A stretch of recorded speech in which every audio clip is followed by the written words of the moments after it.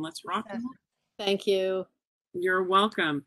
Okay, welcome everybody to Manhattan Community Board 1, our executive committee. I am Tammy Meltzer, chair. Thank you for your patience while we have now road tested our updated WebEx events account. So there we go. Thank you for your patience during the road test. We're going to welcome Toby from Empire State Development Corporation and have her take it away. All right, thank you, Tammy. Good evening, everyone. Give me 1 second just to be able to share screen, and then I will start my presentation. Diana, that's you as the super host. No, I think I'm good. Awesome. Are you guys able to see my screen? Yes. Yes. Okay, great. Again, good evening, everyone. My name is Toby Jayasamy. I'm here on behalf of ESD, a member of the World Trade Center Site 5 team. Thank you so much for giving me the opportunity to join you for tonight's executive committee meeting. I was here last meeting with a larger group to run through a presentation for the project. Tonight, wanted to come back to focus specifically on giving some more information on the public approvals process for the project. I understand that there's been some questions and some concerns that have been raised. So wanted to come back and just take this time to focus specifically on giving some more information on the public approvals process. Up on the screen now is a preliminary timeline slide that we've previously shared during past presentations for the to the community board. Just quick 30 seconds. Back in February 2021, there was conditional designation of the development team, which is a joint venture with Silverstein Properties, Omni New York, DeBar Development, and Brookfield Properties. The project, of course, is in response to an RFP that was issued for the World Trade Center Site 5, which is the location of the former Deutsche Bank building. The RFP and the programming that was selected would have there be a mixed-use development at the site with residential, office use, community facility, and also retail. Over the last few months, we've engaged in community outreach, community engagement. There's been advancement in the programming and design of the tower and also the environmental analysis. In the fall, and I put fall in quotation marks, depending on which day the weather decides to act, we expect that the public sponsor boards will take initial action to commence the modifications to the general project plan review process, actions related to the environmental review, and also the site disposition process for Site 5.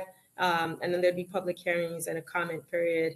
And then in the winter, so end of this year through early next year, there'd be further consideration by the boards, and then by summer 2022, be the public approvals process. So this is the preliminary timeline that we shared a few months back.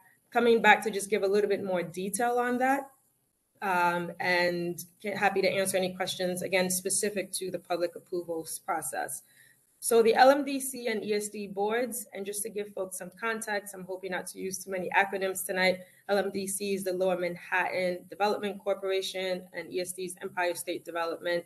LMDC and ESD, the boards will take initial action related to the modifications to the general project plan. So right now, the MGPP for the project allows for there to be commercial development on Site 5. Meaning it could be an office tower.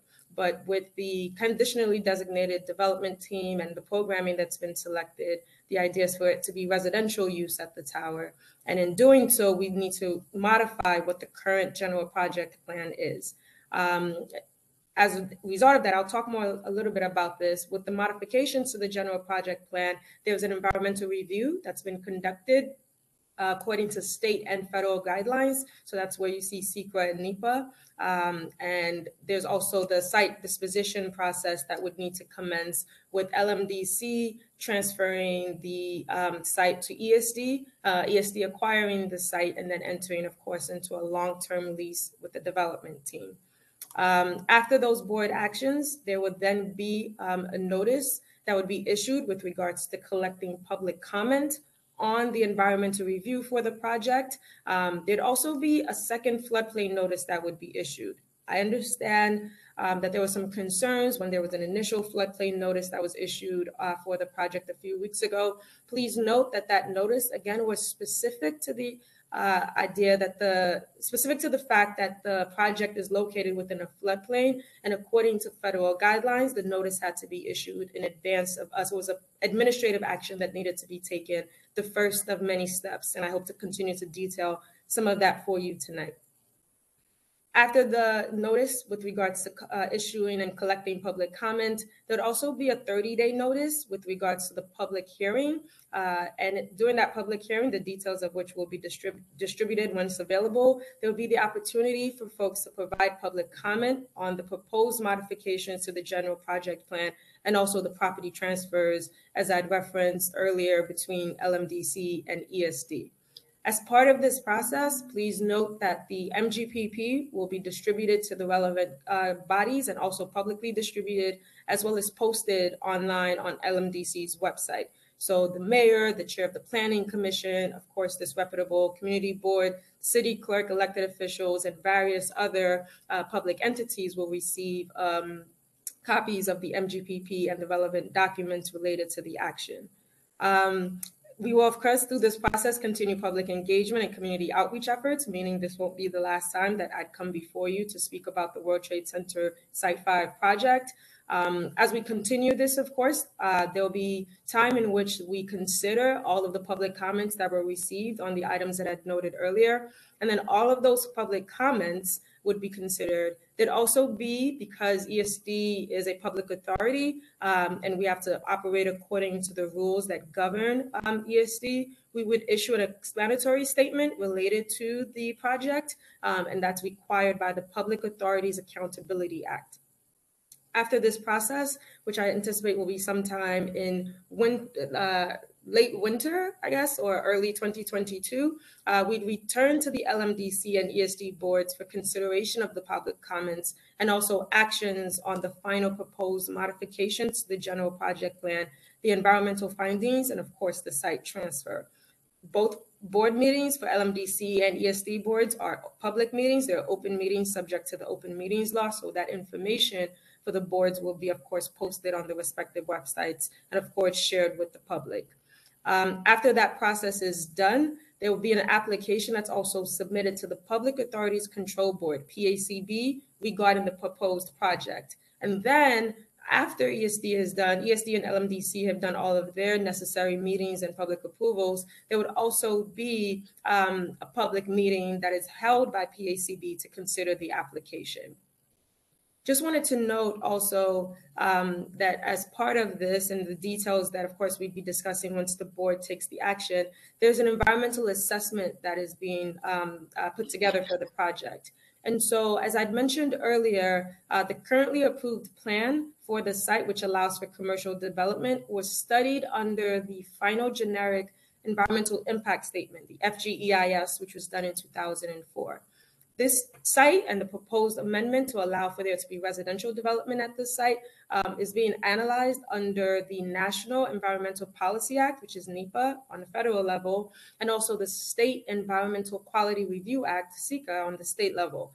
And that analysis, what's being done is that we're considering any new potential environmental impacts of the proposed amendment, again, allowing for there to be residential on the site to permit the development of the mixed-use tower on Site 5, different for what had been previously studied.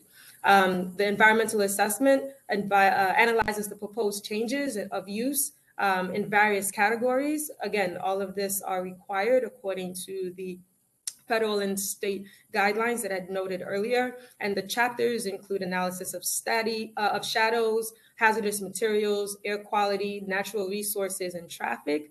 I know that in the past, there's been questions that have been raised with regards to migratory birds, the impact of shadows of the tower over the site, the impact on natural resources. What does this mean in terms of the open space and various impacts? All of that is included in the analysis that's done for the Site 5 environmental assessment. So that's my very quick presentation. I want to leave up here my contact information. My full name is Oluwatobi Jayasimi, but I'm known as Toby, so you may contact me at oluwatobi.jayasimi@esd.ny.gov. So I'm going to stop sharing and pause to take questions specific to the public approvals process for the project. We, of course, will continue our public engagement with the community board, and we'll come back to provide updates on other aspects of the project. But for tonight, to ensure that there's clarity and to make sure that we were being fully transparent with the process, I wanted to come to speak to you about the public approvals process. Please note that the various meetings, public hearings, board actions that I'd referenced in this presentation,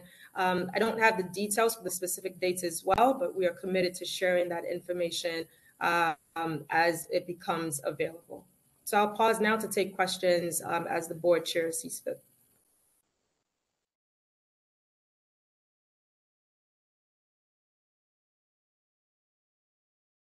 Apologies there for a moment. All right, let's go around for hands up. We start, as we always do, with board members first for hands up, and then we go to members of the public.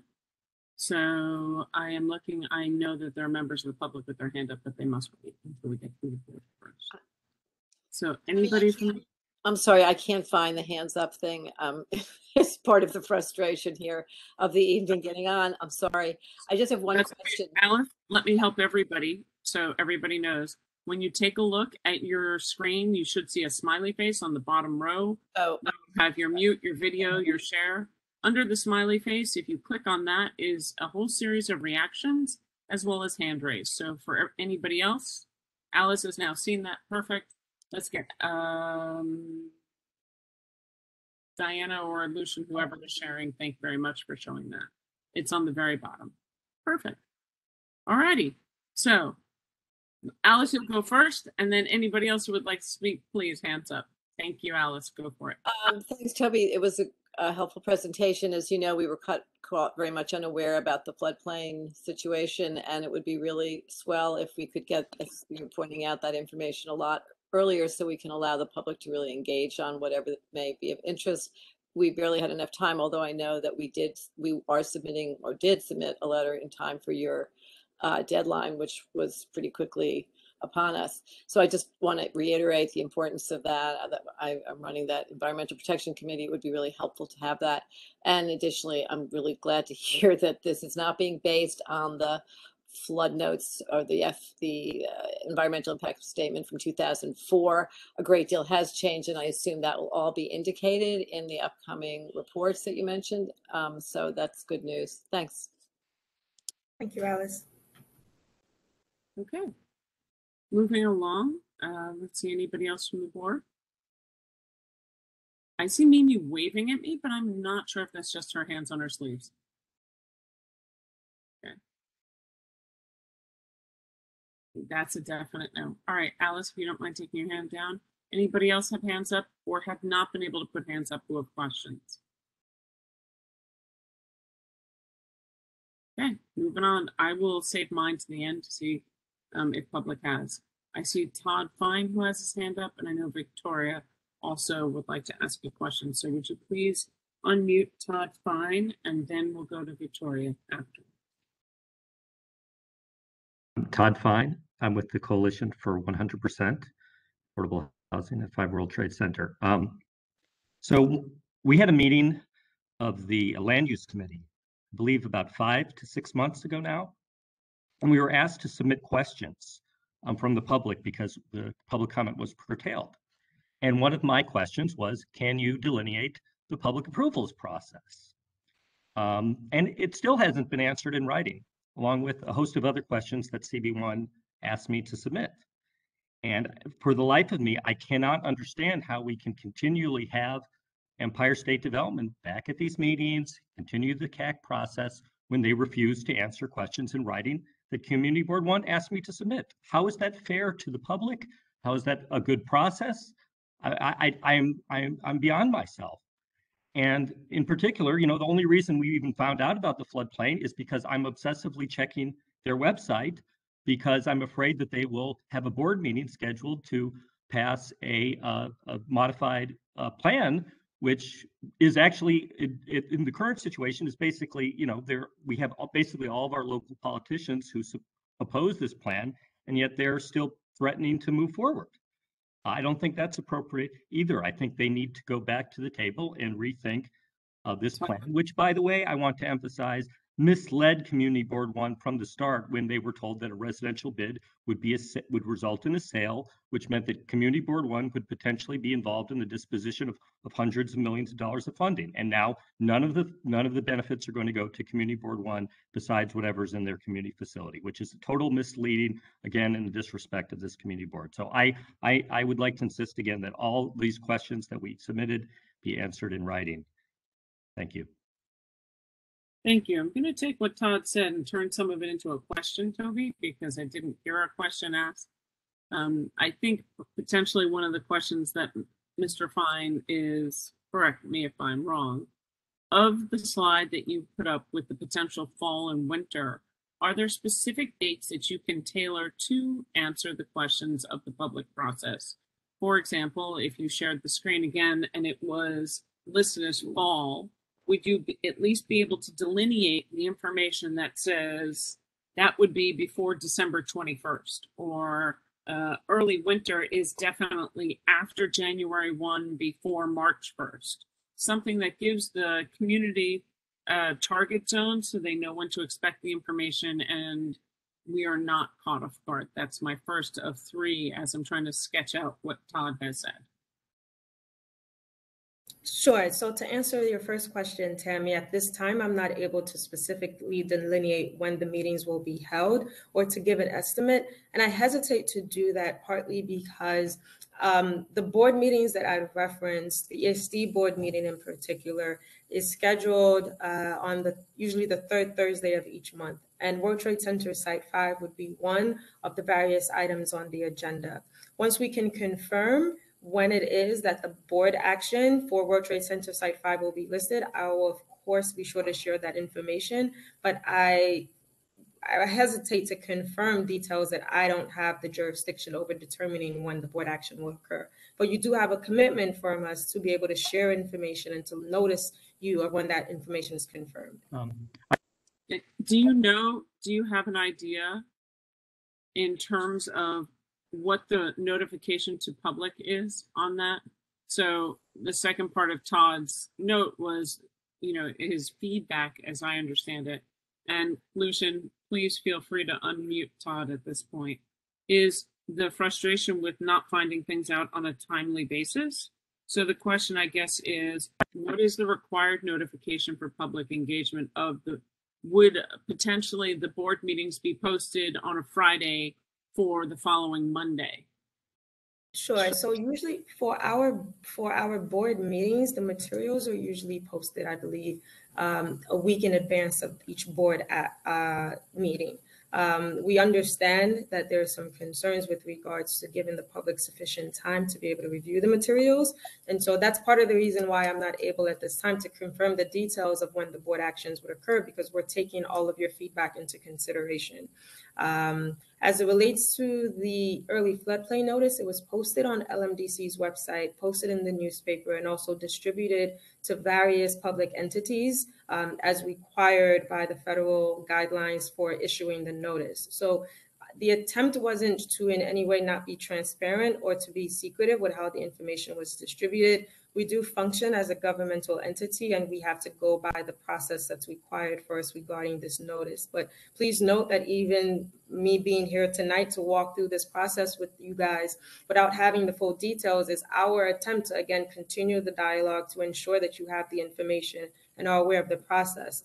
I think one thing that caused some confusion as it relates to the early floodplain notice was that folks assumed that it would be their first and only opportunity to comment on the project, when that notice was specific to the fact that the project was within a floodplain and the comments that were being requested were specific to that fact. And so what I'd hope to achieve with tonight's presentation was to demonstrate that there will be opportunities via the public comment period where comments can be submitted in writing, and also through the public hearing, that folks can come and share their comments in live form, and that there'll be opportunity for there to be public feedback through this process, as well as, of course, through the relevant board meetings. And again, there's the PACB, which holds a separate public meeting related to the board action, related to the project as well. Yes, I'd like to ask, could you commit if LMDC board meetings would allow public comment? Because right now I've submitted comment to LMDC board meetings and they don't actually share my comment with the commissioners. They just rephrase it. I believe the public should be allowed to actually comment and testify at the LMDC board meeting on the proposed change. Could you commit to that or look into that? I believe will that look open into meeting might require that. So I will look into that. I'll note, and I think we experienced this tonight, that with the new normal, I put that in quotation marks, with the virtual or hybrid platforms, there have been various directives that various public entities have been responding to. And so in the past, before we were all in this, pandemic world, all LMDC board meetings, which were held in person, offered the opportunity for there to be in-person public comment. When we switched to the virtual setup, or sometimes meetings may have been telephonic or via video, there were various adjustments that were made, one, to be able to allow for folks to submit public comment in advance of the meeting, and then to also make sure that there was record of the comment that was received. But Mr. Fine, I believe, was who just spoke. I will definitely look into that to confirm that whatever the meeting platform is, whatever the form of the meeting is, there will be an opportunity for public comment. Thank you. Thank you very much. And I await the written responses to my questions. Thank you. And Toby, I appreciate you coming, but definitely Community Board 1 in the age of technology is requesting that anything that is mandated that you would be mailing on a Friday from wherever it may be did not arrive to the Community Board 1 office official notification until late Wednesday, I believe. Diana can correct me if not, Thursday morning, which denies the opportunity for engagement by 3 full business days. So a 2-week period or 10 business days or really morphs into about 3 or 4 or 5. It just isn't. I understand everybody has an option, a way, a this or that. There's many mandates on how that goes.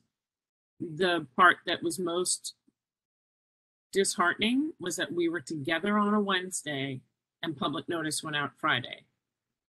A simple heads up that says public notice will be going out by the end of the week in regards to would have at least given us an update or a note. And because we were in person. So today is Wednesday. If something went out on Friday again and it took another 4 days, I would call that not the best partnership in the process. Full mea culpa on that. I understand your frustration with me having come before the board to make presentation and then the notice went out. I want to just clarify that we actually, even though I wasn't the one physically licking the stamps and sealing the envelopes, we did a plan for the notices to go out in advance of when it was issued in the newspaper, in the Daily News, and also published on LMDC's website, so that they would arrive in advance of or just as when the notice was issued. I hear you as it relates to the emailing and the electronic formation and distribution of information. Like I said, we are still a governmental entity. We're trying to find our strides. And so we use mailers to the various stakeholders in which the information was distributed. But I hear you and we'll take that into consideration. I pride myself on being perfect in other areas, but this is one place where we dropped the ball, in quotation marks, even though we met our requirements. And so we'll be sure to continue to find ways to inform you and give you advance notice as best as we can. Thank you. None of us are perfect. We all can just try our best. All righty. Todd, you good? Yes, thank you. My pleasure. We're moving on to Victoria Faryon. So to confirm, the community board is one of the entities that is supposed to receive notification. Yes, Mariama, we are on the list to receive notification. The problem was we received notification by snail mail. Right. Okay. So it went out, it was posted in the newspaper, it was posted by mail, by snail mail, and snail mail took, went out on Friday. I actually don't think we knew. It went out on, I believe it went out on either a Tuesday or Wednesday with the idea of it arriving to you by Friday, which was when it was posted in the newspaper and online. But I understand that there was a delay in it then getting to you. So again, our official notification receipt was either late Wednesday after 3 or Thursday morning. Okay. So yeah. Thank you. Thanks, Mariama, for the question. Victoria, you are unmuted. Welcome to Community Board 1. Hi, thank you for having me. You can hear me? Loud and clear. Great, thanks. So I'm Victoria Faryon. I'm a district leader downtown. I'm also a member of 100% Affordable 5 World Trade Center. Just out of curiosity, is there any reason you couldn't send an email to notice the meetings to the board? And then I have a few others. The emails, the LA floodplain notice was sent via snail mail because that was the corporation's practice. The agency's practice was to provide notice via snail mail. Again, it didn't only go to the community board, it went to a number of various stakeholders and public entities, and they were all distributed via snail mail. And that was per the policy and practice of the agency. Is there any reason why that policy cannot change? That they My couldn't be an email? was that we heard the feedback and we understand the concerns, and in adapting to, again, the quote unquote new normal that we all find ourselves in, we'll take that into consideration and see what could best be done. Okay, thank you. Another question I had was, and forgive me if I missed the answer here, but I believe Tammy asked what the requirement is for notice for these under the open meetings law. Yes, so the meetings is posted on LMDC or ESD's website, but I don't believe that there's a requirement for us to maybe call stakeholders and specific entities to inform them that the meeting will be held. No, but the timing, I'm sorry, maybe I wasn't clear. The timing? Sure. So the schedules of the meetings and the materials for the meetings are posted online, and I think it's usually the third Thursday of each month. But again, I'm not sure if I'd have to go back to the team to confirm what the details are for timing of notice of the meeting.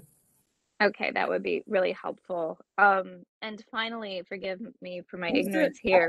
Just to clarify, your question is specific to the board meetings, right? Yes, to any open meetings that the ESD has. So that are not just ESD, if I believe, sorry, Victoria, you're talking about related LMDC. to yes. this project, which includes Port Authority, ESD, LMDC, and the rest of the alphabet soup that Toby presented to start with, correct? Sure. The reason why I wanted to clarify is because while there are board actions, so like I said earlier, World Trade Center Site 5 would be one agenda item on a long agenda for these various public meetings specific to the boards. And I understand that we'd need to clarify of what the requirements would be for when the notice of the meeting is posted online. Again, I don't believe that there's a requirement for us to inform the public meeting either via email or by snail mail or in making a phone call. But when the meeting itself has to be posted online, that I can look into. As it relates to our public hearings, there is notice that it's given. I believe it's a 30-day notice that's given related to the public comment and then also the schedule for the public hearing itself. So that there are guidelines that dictates, like, we can't just have a public hearing a week from now without having given folks sufficient notice of the fact that the meeting would be occurring and what the details of the meeting would be.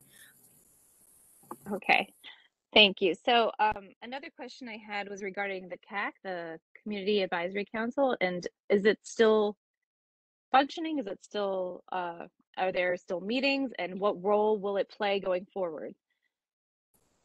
Yes, the Community Advisory Committee is still functioning. There are still meetings that are occurring. It'll continue to play the role that it's played over the last few months, which is to provide feedback on various aspects of the project. Most of the presentations that we've given to the Community Advisory Committee has also been presented here at the Community Board.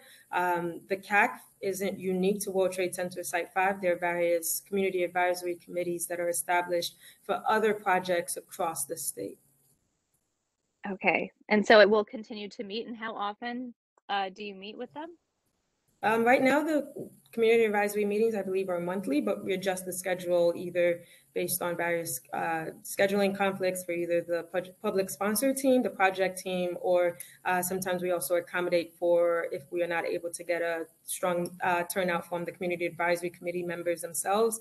I'll also note just we're heading into that very interesting time of the year with the holidays and various commitments as well. So we'll adjust the schedule accordingly. But we've been so far meeting with the community advisory on a monthly basis and presenting information to them related to the project, similar information that's also presented here at the community board. So the outline and the timeline that I just presented to you a few minutes ago was also presented to the Community Advisory Committee.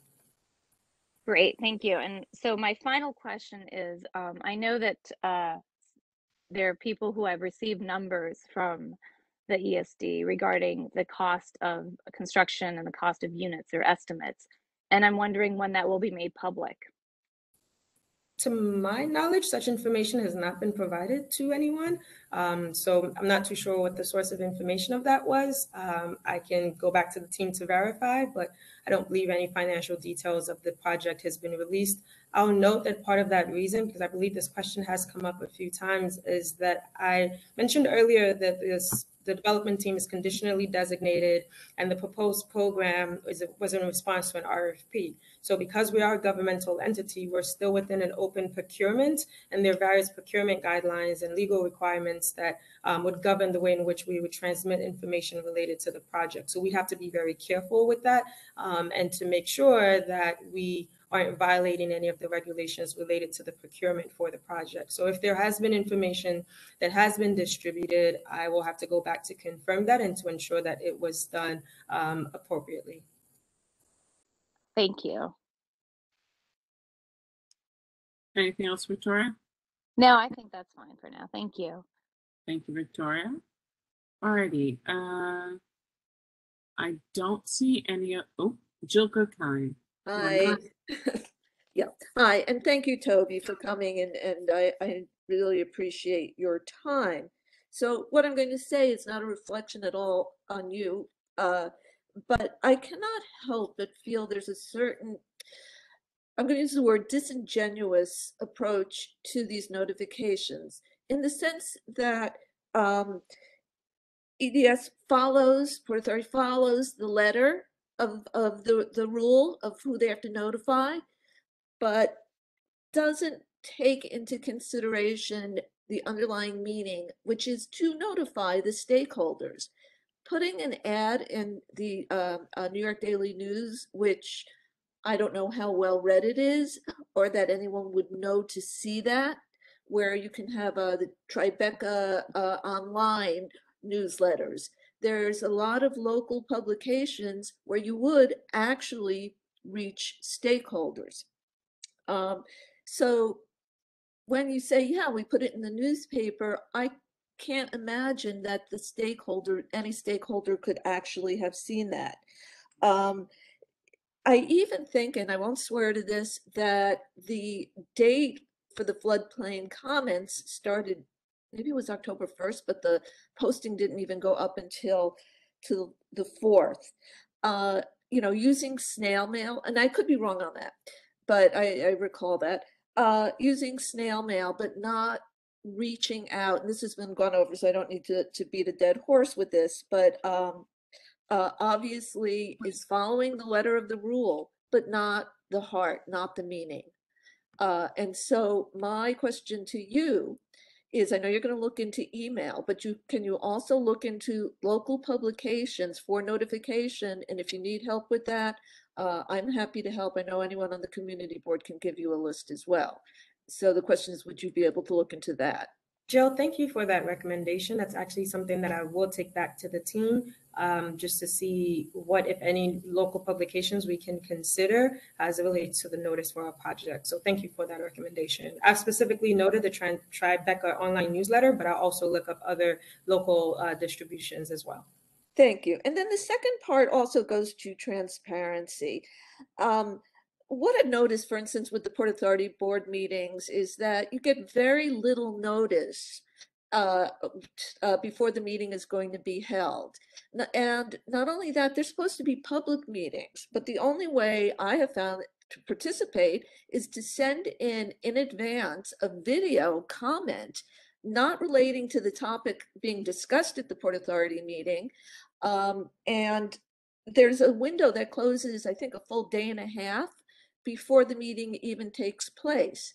So I know you allow press and media into those meetings, but the way the public is now being told to participate is not in effect making it a public meeting. And I feel very strongly that I know there's COVID issues and there may be a reason that you don't want the public in that room at this time. But there needs to be an opportunity for live participation, because sending in a video a day and a half before, not related to the subject being discussed, is not public participation. Jill, thank you for that comment. I can't speak to the Port Authority's practices, but I can note that for ESD, at least for the virtual meetings that I've been a part of, there actually has not been press or media that has also been invited or allowed to be in the room, because most of our meetings have been virtual with various directors streaming in, and sometimes staff and actually some of the presenters aren't always allowed to be there as well. But I hear you about the comment related to live feedback and live comments from the public. I know that that's something that our team has been reviewing and trying to think about the technical aspects of it and how to ensure that we're able to accommodate that. So I hear you. I'll make note of it and we'll follow up with the team accordingly. Thank you, Toby. That is extremely important, so I appreciate that. And Toby, we at CP1 would be happy to help you figure out whatever platform you need to use. We're very good at WebEx. We know Zoom. We've worked Microsoft Teams with all of the city agencies. Mm-hmm. So whatever you need, and we have quite a few tech people on our board, we'd be delighted to help you get there. I appreciate that. I'll note again that I would just be presenting one project that's on a long list of an agenda for the board meeting. So it's not specific to World Trade Center Site 5, but I will take that feedback, and I appreciate the opportunity to help us better improve and find ways in which we can be as responsive to the public as possible. So thank you for that. I'm sure we'll be picking up the phone to call as it relates to future engagement efforts. So again, duly noted, we hear you, and we're trying our best to adapt. Okay. Does anybody else have any other questions for Toby? It's a speak now or hold your peace for the rest of the meeting on this. Okay. Or until the next time I'm before you to present, which will be sooner than you know it. Would you do me a favor? Would you drop your information again up on the screen just for everybody to write it down once more? Or how about I'll put it in the chat. That way you can access it. That's great. All righty. With that, thank you again for allowing me to be part of tonight's meeting. I appreciate the opportunity to provide just a quick update on the project. I'm going to drop my email address in the chat, and folks can contact me and the rest of the team as necessary. Thank you. Thank you, Toby, for coming back. All righty. Let's do our fiscal 2023 budget response. This is a resolution, so this will be a full vote. Lucian, where are you? I'm here. I was just working on budget response information. So I want to direct everybody to, if they want to follow along on their own computer and kind of sort through things. Let's see, HTTPS, budget.mcv1. I'm sorry, I'm going to send everybody a link. Everyone. This is a familiar link to most of you, many of you, all of you. I have redone what the window that shows what was on the budget for fiscal year 22. I've redone the window, so you'll see all of our fiscal year 23 stuff. We've taken all the ideas that were submitted, and then we also took all the stuff that was submitted the last go around. Diana, Jennifer, and I did a first pass, and we already took the liberty of removing stuff that was clearly no longer up to date. So, for example, budget request to demolish the New Market building. Well, it's demolished now, so that's something that we can just go ahead and take off with an extreme amount of confidence. So those are the sorts of things that we've already discarded. We've also marked some things as recommended discard based on the history of the item and the unwillingness of the agency to fund it, or more so the vagueness of the item. Some things you'll see and I'm going to go through this with everyone as well.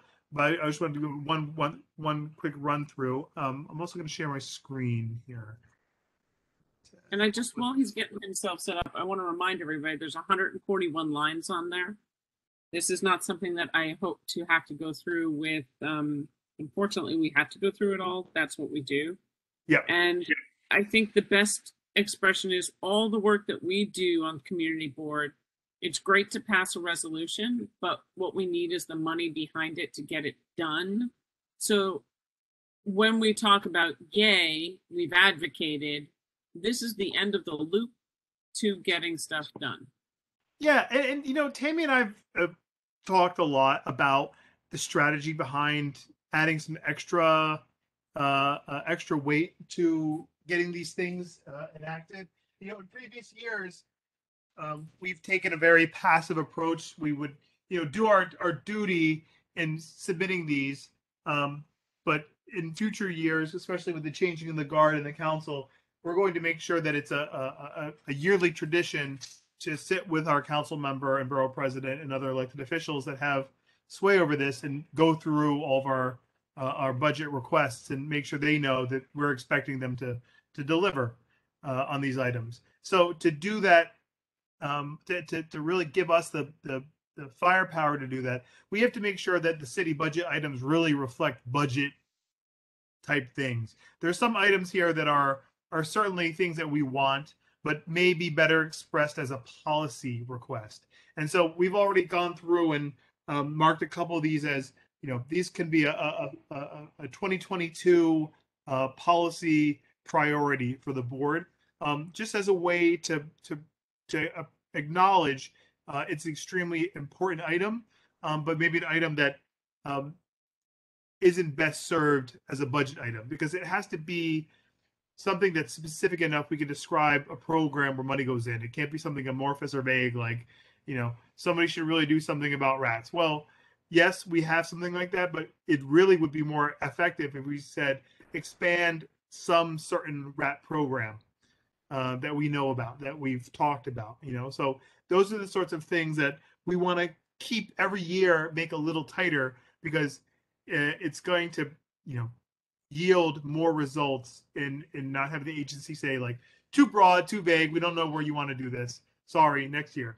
And so I think every year we do a better job of taking that feedback and doing more with it. So here is, let me just make sure that we have. Lucian, I have a question. It's Alice. Yeah. Thanks. Sorry. Thanks for all the help on the other stuff.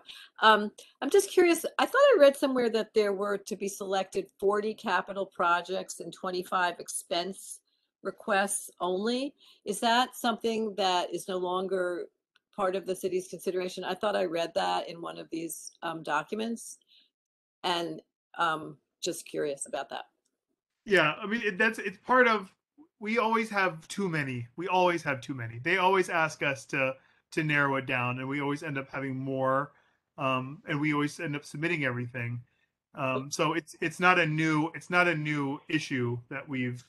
But wouldn't we be better off to sort of play by the rules and put the 40 capital requests and the 25 expense requests so that we actually do limit the sort of, you know. I would love to get to that point. You know, every year, no, it's very difficult to get to that number because there's always disagreement about what should not be cut. What's going to end up off the list.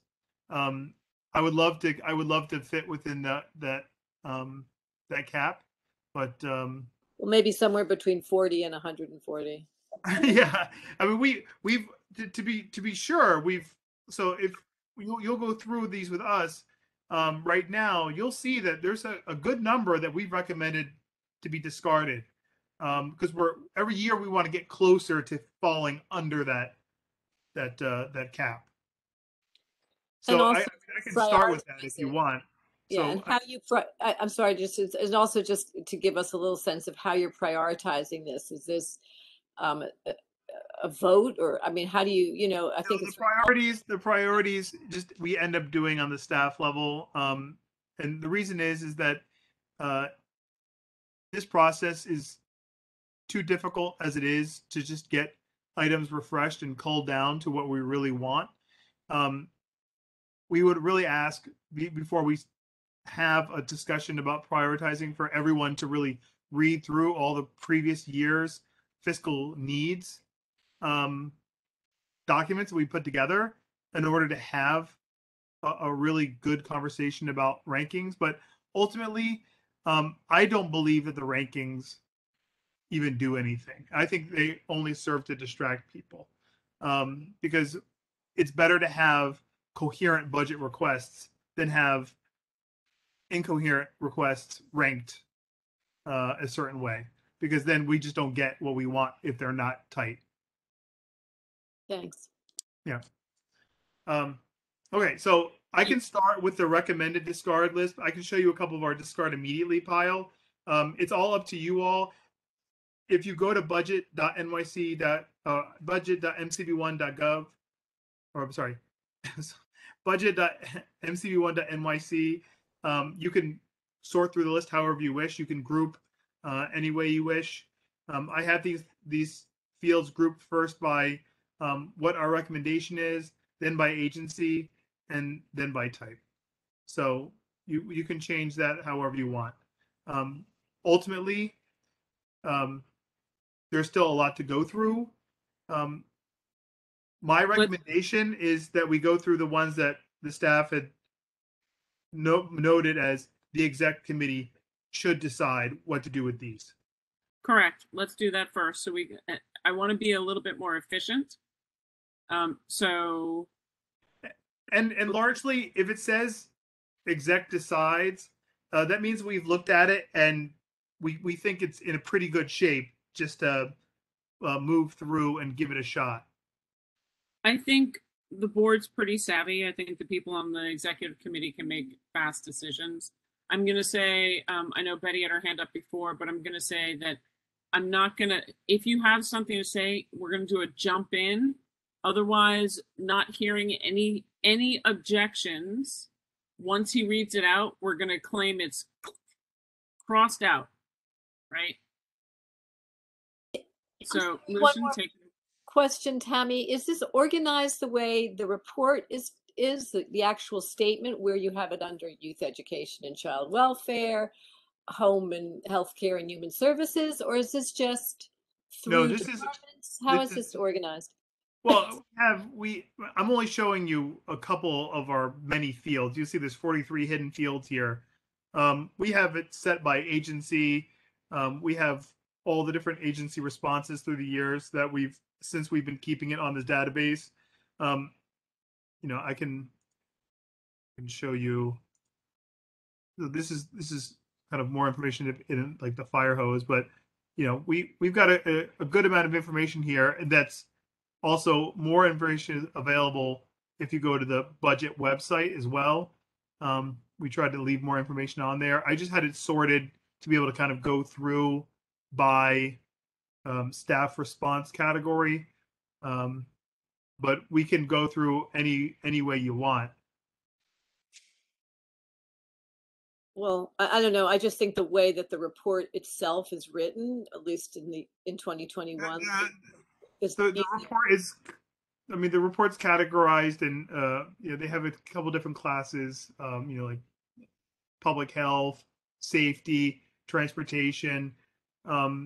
Ultimately, the things that you want, are kind of generated not based on that structure, but based on kind of the whims of the board. So it really doesn't kind of fit in. I ultimately have to go through and make sure everything's coded correctly when I put it in the city planning database. Is something that I do after this process concludes. So let's kind of get moving. We can talk logistics of what the report looks like a little bit later if we can. If I'd like to get to the meat of yay or nay, if you don't mind. I apologize. Okay, so Tammy and Alice, how do you want to approach this? Do you want to go by the staff recommendation, or do you want to just go through this list from top to bottom like the way it is? Staff recommendation, because that's been discussed in committees as well. So it's a product of the discussions had in committee. It's as structured and organized by staff. Okay. So let's do this first. So we're going to do the executive things that we thought that you all should just breeze through and see, but starting with DEP, expense and capital, wastewater testing to detect pathogens. This is something that's recurring, but was unfunded last year, but we didn't see any issue with the way it was structured.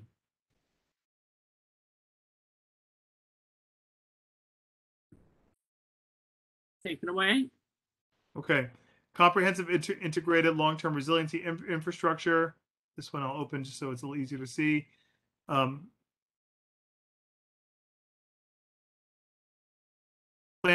for and construct long-term comprehensive resiliency infrastructure from Stuyvesant High School north. City needs to protect the west side of the island, and to be meaningful needs to connect with resiliency infrastructure north of Canal Street.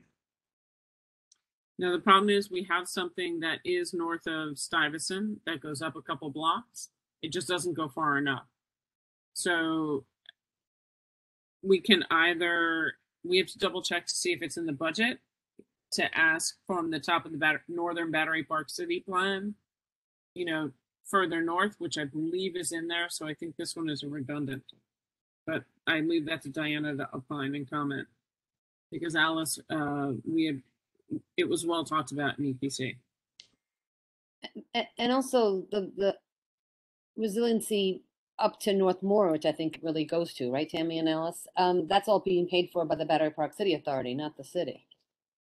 Oh, Am I right or am I wrong? I could be wrong. That's correct. They're using the fund. It does reduce the amount of funds that they pay out to the city because they have to pay the debt first. So it does reduce the amount of funds if you want to look at it that way. Diana, while I do this, can you go through and add like the needs information or duplicate tags to this?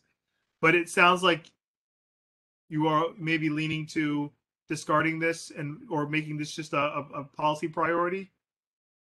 I certainly wouldn't discard that. I mean, my goodness. Well, discard may not be the best word, but maybe if this is represented by a different. Look north of Northmore Street. Yeah, exactly. I would say the Battery Park City work that it ends currently on Northmore or wherever it is. I think it's instead the of getting infrastructure from Stuyvesant High School north, do from Northmore Street north, and join into the resiliency plans of the Battery Park City Authority, right? Yeah, I would just say we could flesh these things out in detail maybe a little later, but I think the general gist should stay, and we should probably move on because we are going to be here all day. But it says it right there on the side, west side of CD1 from the edge of the Battery Park City plan. Exactly. It says it. Good, keep moving on that, right? So that's what I'm we going want. to the next one then. So Okay, this next one, this one is rebuild excess public right of way under DOT jurisdiction on Park Row and Frankfurt Streets to accommodate green stormwater infrastructure, including but not limited to rain gardens, bioswales, and permeable pavement. This should also include the open space beneath the Brooklyn Bridge ramp. So this is a way to start to tiptoe into the Brooklyn Bridge banks, as well as fixing that god awful staircase that comes down off the Brooklyn Bridge into the park that when we did the walkthrough, it was deemed there seems to be, it needs to be green. Okay. Yeah, we can always come back to these. Let's see, Brooklyn Bridge stormwater management. Provide funding for capturing, managing stormwater runoff in connection with the Brooklyn Bridge elevated roadway downspouts. Oh, I think we need that too. Okay, I'm going to keep moving and you just tell me when to stop. OMB expense, this is a perennial one, but increasing the community board's budget. We've had this for a number of years. We've only gotten our budget cut since I've been on, but it's always good to hope, I suppose. Yeah. It might be helpful just to add lines here and there, and not to belabor any of these, just to underline why on some of it. I'm not totally clear. I mean. All right, hold on. Do you know? Please. Okay, I'm sorry. Give me 1 second. Okay, let's see. Expense, provide additional parks maintenance staff in CB1. That one's pretty self-explanatory. Support for parks volunteers.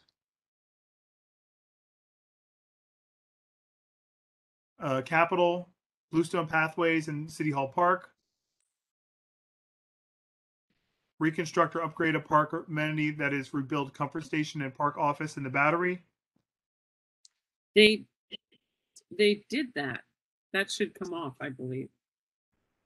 I heard Okay. from the Battery that the playground can come off, but the comfort station is still a pending need. Okay. Okay, let's see. Renovate the pathway of Bowling Green Park, which currently pools with water after heavy rains. City Hall Park, the large space should be re-examined to make it into a more useful open space to serve the community. This area has also suffered damage from NYPD vehicle parking. You know, I would recommend this be tightened up a little bit, just to. They did renovate many of that.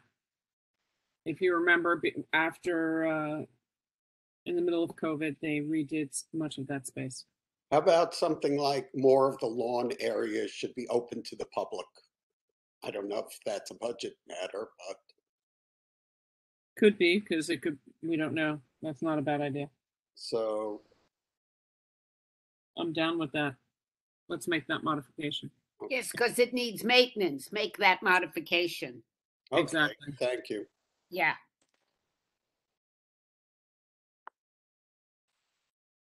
Okay, I actually put it in the wrong spot. Here we go. I'll have that in there. And then we'll move this over here. So Diana, we can just work on making that more coherent. Jeez. Here we go. DPR should work with CB1 and Friends of City Hall Park to review the list of recommended repairs, including the broken pavement, replace chemically damaged plantings, et cetera, et cetera. I think these are all easy ones. Enlarge and make this a tourist destination safer. This is Bowling Green. This is the shared street and Bowling Green Park all together.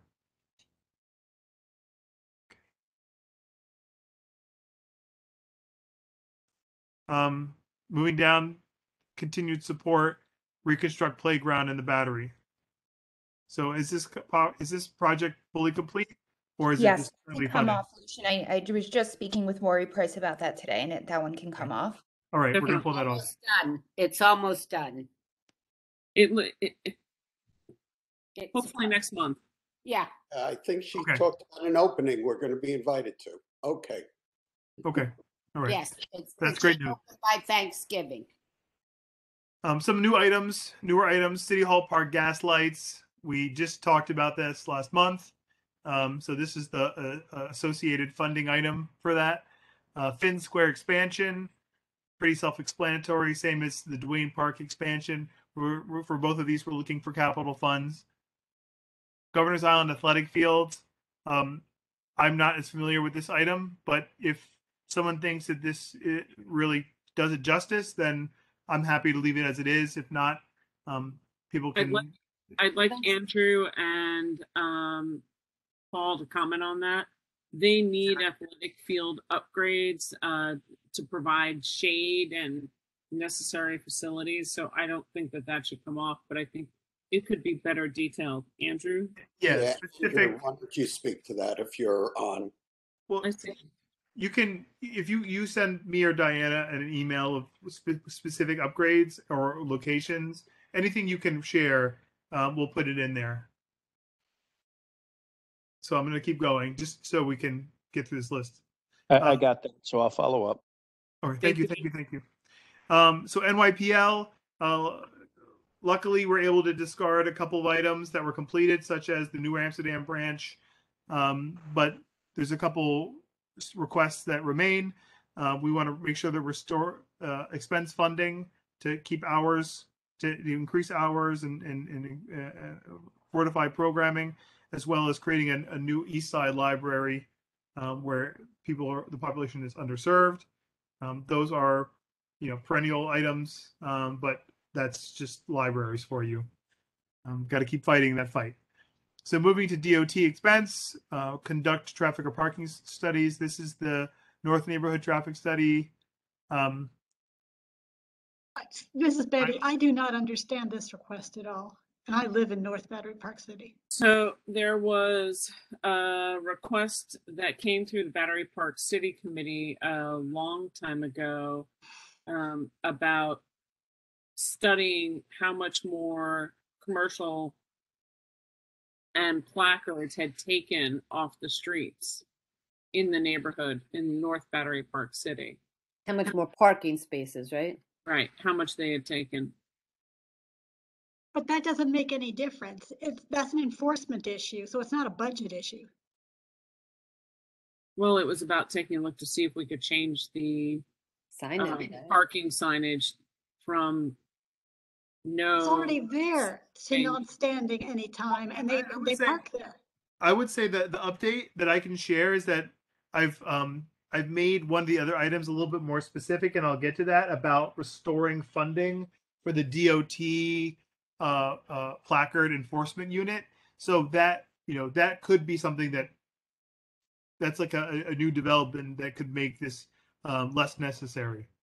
That's fine with me. If that's fine with Justine and Betty. It's fine with me. I never hear complaints from people here. I hear complaints about we hear about the placard parking complaints, but. Well, but they're already illegal. It's an enforcement issue, as I said. Right. And if we can do something to beef up the enforcement, that makes sense. And that issue does go beyond Battery Park City. But anyway. That's exactly it. I'd actually think that not only should we say enforcement, but reduction, audit of who has the placard should not be for commutation. Correct. Yeah. That might be the way to say it. And we really want enforcement beefed up on that to stop that. Enforcement and audit of current placard holders. Yeah. Well, and that's already the rule. And the DOT was supposed to do a report in 2020, and all the departments were supposed to report to them, and they haven't. So again, we're back to the mayor's office. They're just not enforcing the stuff that's been passed by the legislation. I agree, and I don't care. I want it in the budget because I'm sick of it. We need it for the next mayor and the mayor after that. This is a 2023. Yeah, I would be good with having it in the budget too, because then they'd be funding the enforcement. Correct. That's like, trying to, skin the cat in many ways, as a rather disgusting. That Betty said yes. Okay. Awesome.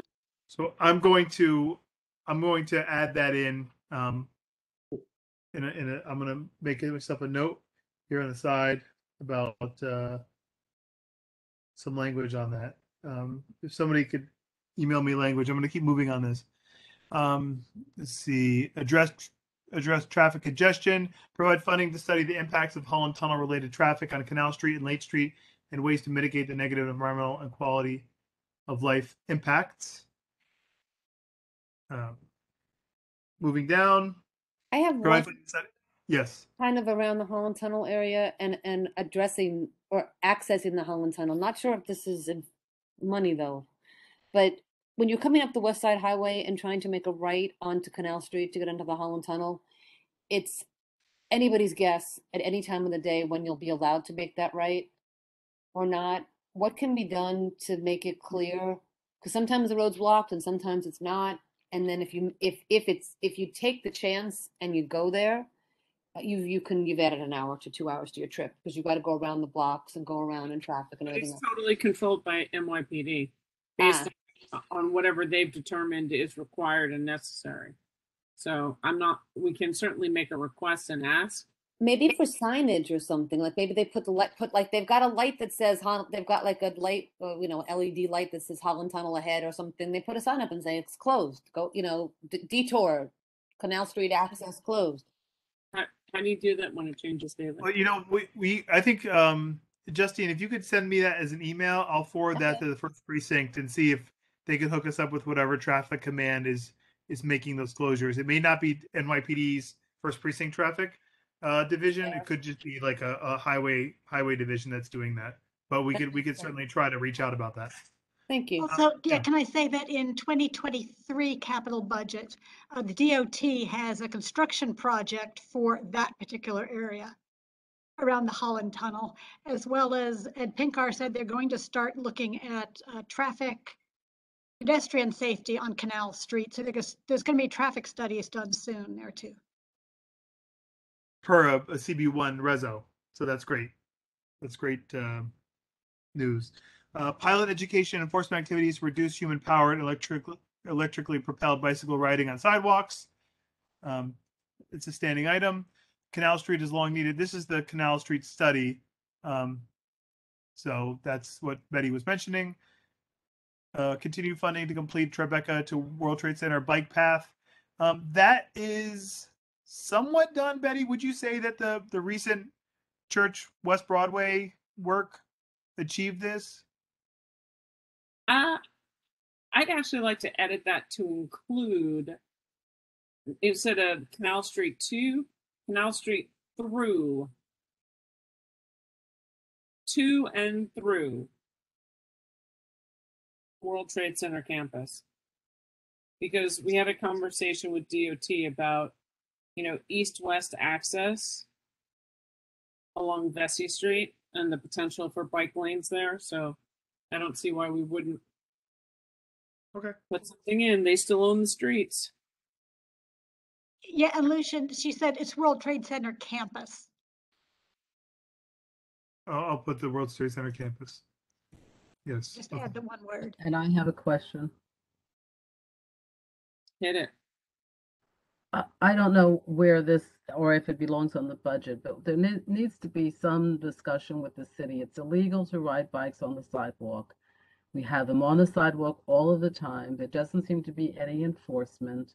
What can we do about that? And does it belong someplace in the budget, or, I don't know. That's NYPD. I mean, it would be about increasing NYPD enforcement. Well, we have a request here for pilot education enforcement activities to reduce human powered electrically powered bicycle riding on sidewalks and in dense crowds of pedestrians. It's not just electric. And I don't know, I would ask Betty, is it DOT? Because they're, or the security guard, the police aren't going to do anything. We had NYPD enforcement at the corner of Liberty and West Street a week ago on the bike lanes. Oh, and did they keep the bikes off the side? I mean, what did they do? I don't. They were actually pulling bicyclists who blew the light over and ticketing them. Okay, but that's not sidewalk issues. You know what I mean? Yeah, and it needs to be doing more sidewalk enforcement. No, but the sidewalk is, sorry, Pat, the sidewalk is complex. Because one, when they put the city bike racks there, people think, well, why not? The city bike rack is on the sidewalk. But then there needs to be education. And we've had the, DOT commissioner for years and years. Quality of Life has been pursuing this issue. There's nothing is being done. I don't see any education. Well, actually, they're starting to they've got to go after all of the cobblestone roads, which is a problem. Because the bicycles have to use the sidewalk. They can't use the street on cobblestones. They can use the street on cobblestones. Like they can ride bikes on them. That's. So I'm talking in fact, about they're putting smooth ones in. Okay, but I'm talking about all streets and cobblestone streets. I mean, I agree with you, Betty, but there are very few and they're located, in a specific area. I'm talking now about the city having some sort of program because I don't think people are aware that it's illegal to ride on the sidewalk. Especially tourists, I agree. Yes. Yeah, I feel that City Bike needs to do a better job of educating their riders on what is legal. They say they have it on their placard when you first go to put the money in. They say it's there. Who reads that? Nobody reads that. Yeah, if we're going to continue, we should continue advocating cycling as an alternative form of transportation, but we do need to start just treating them like cars. We need to ticket them. We need to get them to stop at lights. I was on my motorcycle and I was hit by a bicyclist on a city bike, and they got kind of dragged down the street with me for a little while. We just need to have a talk about what we're going to do when it becomes more and more congested. Well, if this is budget, and that's what we're talking about, money, and we need more money to get people trained to do enforcement. So we have to put it in somewhere. And education. And we should fund education. We should Yes, fund signage and better education at every city bike station. I mean, absolutely. they have a contract with the city, but the city has a contract with the public. You know what I mean? And then it means that all the delivery bicyclists, who I don't want to penalize, but they're putting people in danger when they're riding on the sidewalk. I've almost gotten hit many times. I come to a corner and they come around the corner on the sidewalk. So I'm gonna change this item to NYPD, and we're gonna modify it to be more enforcement based instead of education based and piloting project. Well, both, yeah. Both. Thank you. Both. Both. Okay. Both. So I'm sending this to NYPD instead of DOT. I don't know. Betty, what do you think? Has more dimensions than that. And there's also the problem of who they choose to target. I mean, they like to target cyclists anyway, but black and brown cyclists and deliveristas, they really like to target them. So are we setting up inequity? No, I'm sorry, this is Vicky Cameron. That's not true, Betty. I bicycle. Well, actually, it is true. I'm not sure that budgeting is the best way of getting after it. No, enforcement, and they stop everyone who doesn't follow rules, and it's not blacks or browns or whatever you call it. There are tons of people, and I'm sorry, I ride that bike path in the city every day. No one's stopping anyone of color. They're stopping people who are transgressing the law and endangering others. Well, especially your motorcycles who are now all over the bike path, riding 40 miles an hour. So I'm sorry, I disagree. Well, you know what? I think that we can say that it should be done equitably. Well, of course it is. And then just and leave it at that, because if we don't ask for more enforcement, we're never getting it. I think we have to ask for it, and done equitably is fine. Let's move on. Yes. Sorry. Keep going. Okay. Right. So let's see. Canal Street, Tribeca, we did. Okay. Continue funding to complete the Center Street, Lafayette Street protected path. Betty, would you say that this is? I mean, they said they're doing this, so I think we could discard this one. I think so too. Probably yes. Okay. Great. So I am going to discard this one. Yeah. Great. Feasibility study of moving bike traffic from Hudson River Park to West Street. Now, we can ask the city DOT to do it, but the Hudson River Park Greenway and West Street are both under the jurisdiction of state DOT. So we can ask DOT to study it, but I think it's more likely that they won't, because they don't own any of that right of way. And in all fairness, since I walk there all the time, the state does a lot of good work. Their workers stop people. They don't have, I don't see them giving tickets, but they make people get off and move and whatever. They do that. And the trust absolutely, and the advisory council wants more than anything all electrified, anything off the bikeway. Yeah. Period. End of statement. Okay, so I'm going to take that down because we have to figure out a way to get the state to do that. That's fine. Keep going. Okay. Traffic study for Albany Street crossing of West Street.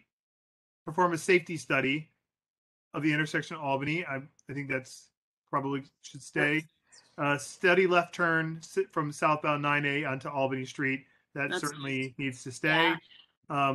And I think that's okay for this city DOT to study, because they need to make sure that they want the left-hand turn onto their city streets. But we also have to, in the same vein as the bikeway, we also have to engage with state DOT about the actual turn bay. Study locations for cargo bike parking throughout the district.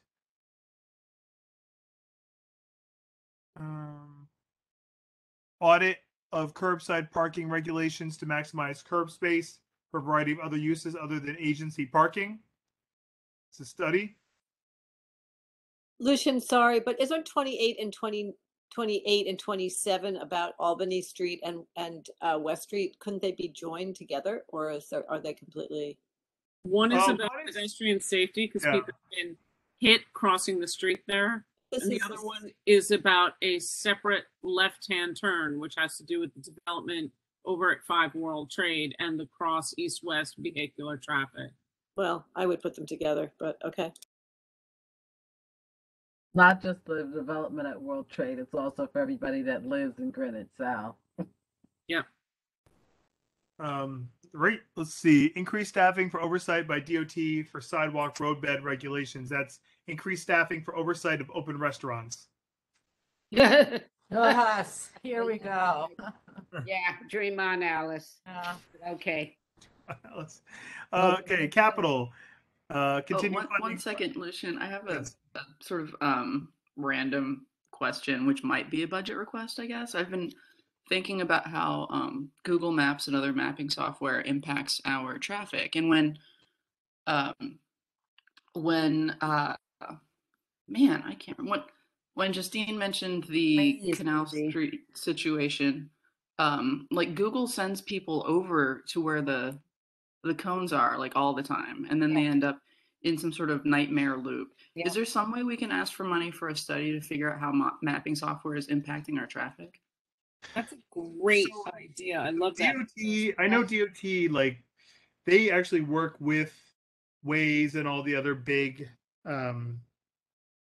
those big Google Maps tech companies. They actually share data with each other. And in the past, I've actually helped resolve minor traffic issues with regards to the Holland Tunnel by, emailing Michael Avery, and then he talks to his Holland Tunnel team, and then they tell Waze to stop sending people down a particular street. And they've made those adjustments before. In terms of like writ large, they are going to do a Canal Street study, which will be comprehensive for safety. But Lucian, she's talking about a study on the impact that the software, it's a real-time versus software reporting conversation for how it impacts traffic. So in other words, if I'm understanding Mimi correctly, if people are getting redirected because every one of the Ubers, the Lyfts, and all the for-hire vehicles use their maps or Waze, right? What kind of effect are those services having on the traffic? Is it making it worse? Is it making it better? How can we utilize those services to actually improve it overall? My recommendation, I think that's an interesting idea, would be to try to get them to come in and talk about it so we can formulate what that ask would be. Because my sense is that they know where they're going because they have the Waze data. They know where Waze is sending people because Waze is telling them. I know that for a fact. Yeah, that's interesting. It's just like you had to send an email to somebody and then they had to reach out to the company. I don't know. It's probably not for this particular budget. I think what I can do is I can try to get them to come in and we can talk about it. Yeah. Okay. Let's learn about it a little bit because that's a little, it's kind of like we're kind of making a couple assumptions in that, and I don't want to, Yeah, I'd love to learn more about that. Yeah. Okay, next. Awesome. Thanks. Thank you. All right, let's see. Continue funding so this is one safer intersections, including sidewalk ramps, smooth crosswalks, and auditory signals. I know that the city completed its one round of sidewalk ramp replacements. There's another series that needs to be made. In the future, I would like to focus this one a little bit more and create a list of priority intersections that we can put on here. because this is a little broad. But I think for now, it's good that we have a marker there for this. But, as you'll see, there's some really specific capital requests that we're going to go through. And I recommend not touching these because these are all individually described because there is a discrete issue with each of these streets. So you'll see there's a lot of cobblestone reconstruction projects here. And these are all streets that the conditions still exist in a big way. And DOT is working on trying to create a larger capital project for all the cobblestone streets. And that's what we're waiting for. They can't do a one-off cobblestone repair. They have to do a everything together cobblestone repair. So we have them all listed out. I don't see any hands or anything. Keep on moving. Okay. We have we want NYC to fund their capital portion of the South End Ave in Battery Park City. This is another one, auditory signals. Just in the next year, we should. You moved Pat over, by the way. Somehow she got dropped off as an attendee. Diana, could you move them back? Yeah, I got it. Thank you. Let's see. Rector Street pedestrian bridge was removed. Some residents with low or no vision requested that traffic light at Albany West Street be made accessible. Take off the part about the Rector Street bridge being moved and just leave the request for the accessibility. Just residents. Yep. There you go. This one I'm also going to make as a legislative priority. So we'll follow up on that specifically. Install a public bathroom at 1 Center Street. This is a standing item that I modified by making it a little bit more specific because we had a general ask for more public bathrooms. I made it this one because this is one that actually has been approved and cited. And I think directing our energy to make sure that happens is going to achieve that goal. And then we can find the next site. They already came to the board. We already signed a resolution on it. We That's right. approved it. It was landmarks. It was All bad. that's missing is money. Yep. So yeah, we want that big time. We need more public bathrooms. That's right. Continue support. This is the big study, right? Intersectional safeties. No, this is not that.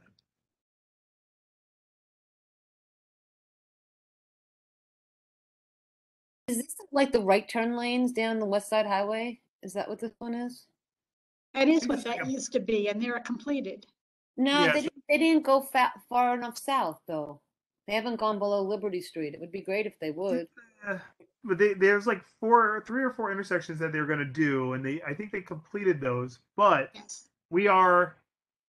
We say 2 Battery Place. We have not gotten 2 Battery Place, and we need to. Study it and said that they are only doing through Liberty. They didn't feel the need to do Albany, which is why we have troubles at Albany. Yeah. But we've already asked for that specific intersection. And maybe we make it specific.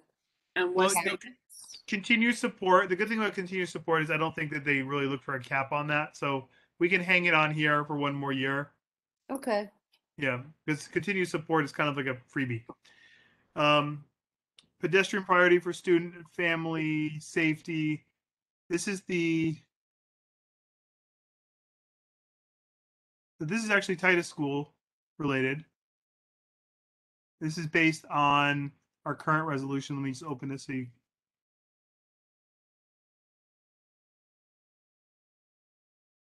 So making John Street from William Street, Pearl Street into a permanent shared street, along with school bus curb space from Gold to Cliff Street, would improve the safety of the children, the daycare center, kindercare, and the school for special needs students at Titus School. The corridor is pedestrian heavy, and more space is needed to improve safety for pedestrians and cyclists. I have a question. Was this ever discussed at the board? Yeah. This is actually has a resolution this month. Oh, so we haven't yet approved it. No, Right. Only committee. All right, because I'm not sure if if people are going to like that idea. And I don't know which school you're referring to. I know there's a school on Ann Street, but I don't know of one on John. It's for special needs children, and It's right next to Stout. Paul. At the tightest school, huh? All right. Across from Jubilee. I'm not familiar. it's at 90 John Street. Yeah, I We don't need know. a packet for next week. That's right. Okay, so I'm going to just let this hang like something in the air. Here we go. Or how about study the possibility of, instead of making. Instead of making a qualification, we can leave it as a study for now, which will then, if it passes full board, then we can always update and change it because we're talking about 2023. That seems reasonable. Okay. Thank you. Is that a good compromise? I like it. Not to me, it isn't, but study won't really do anything. It's just changing it to 5 miles an hour. It doesn't change Betty, who can let's use the road. Let's do this. If we vote on this after youth and ed, we can go change this. So let's let it get through or transpo youth and ed, whichever, and we'll vote on the budget last. And that way, if we need to adjust it at full board, we can. Does that sound like a compromise for everybody? Yep.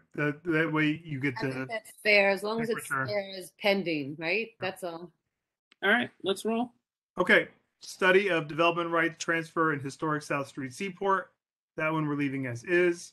Study, allocate funds for stats to determine the impact of contextual zoning district proposals and revise current zoning regulations to better reflect the delivery of city services and infrastructure investments to match growth of residents, workers, tourists, and students. Yep. Fund a study to create zoning requirements for cold waste storage. That's something that we've had. Yep. Going. Build income restricted housing for mix of family sizes, studio through many bedroom residential units. That's a capital affordable housing construction item. Yep. Let's see, expense, other enforcement requests. Add personnel and resources to increase frequency of garbage pickups. Expand commercial enforcement. So, this is not a great category name, but we're kind of shoehorned into it. I just want you guys to know why it's kind of narrow. Composting, ensure composting recycling funds are reinstated to reduce and reuse NYC's waste. NYPD, moving into NYPD expense, pilot equitable and education enforcement. Oh, it automatically moved it because I changed it to NYPD. We already went over that item. Let's see, additional crossing guards,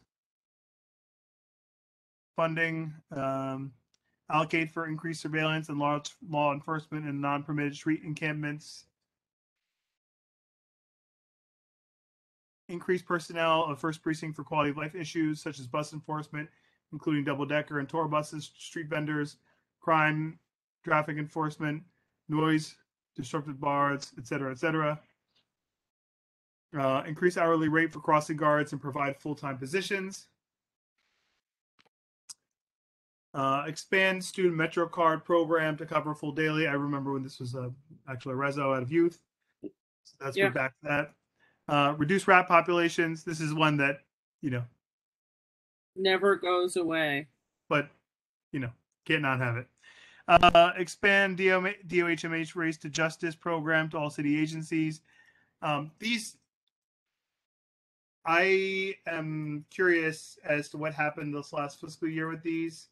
I think that we should, in this next year, see what happens with these and see if this program continues to expand, and then revisit this because they may need to be tightened up or changed depending on what happens. So just as a reminder, we should keep our eye on this because this was a hot topic in 2020, and then there was interesting things happening with this, and we just need to see how it develops.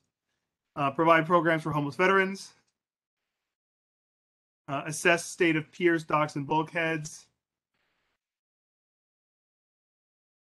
Restore the South Street Seaport Museum Historic Thompson Warehouse on Water Street. Innovative flood protection barriers. Enhance student safety and access. So the elevators, I'm curious if these are still existing conditions, because the agency said that the request is not recommended, and that could just be them being ornery and unhelpful, or if something changed about this condition, and Tricia would know more than anyone about that. Lucien, that Water Street address, I think, is undergoing in the Seaport, is undergoing restoration right now. Just so I don't know if that stays on there. You just said it like 3 points ago. Oh, the Melville Gallery. Let's see. Restore this South Street Seaport Museum Historic Thompson Warehouse. That's happening like right now. We every just day. got something today saying it's fully funded, so we should just move it to it's continued. Yeah, sorry. continued support. Yeah, great. Great. That's great news. Great news.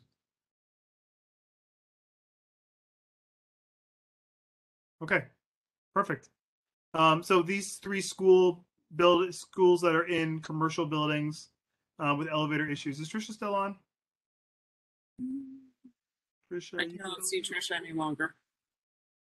Okay. Well, I recommend not moving them until we know more, but this is something that I'd like to revisit. I don't think any of them were taken care of, if I remember correctly. Okay, that's kind of what I was fearing. But we got to figure out why the agency doesn't want this. They don't want to pay the commercial building was the last we heard. Yeah, all right. That stinks. Increase the budget of enforcement division. This is for LPC to hire more inspectors and analysts. That's a solid one. Let's see, interim flood protection measures program on West Side. Reinstate funding for and move forward with interim flood protection measures. This one's expense for DOB, increase the capacity to inspect and issue summonses for violation of city law, blah, blah, blah. Of course, we always need more DOB inspectors. Now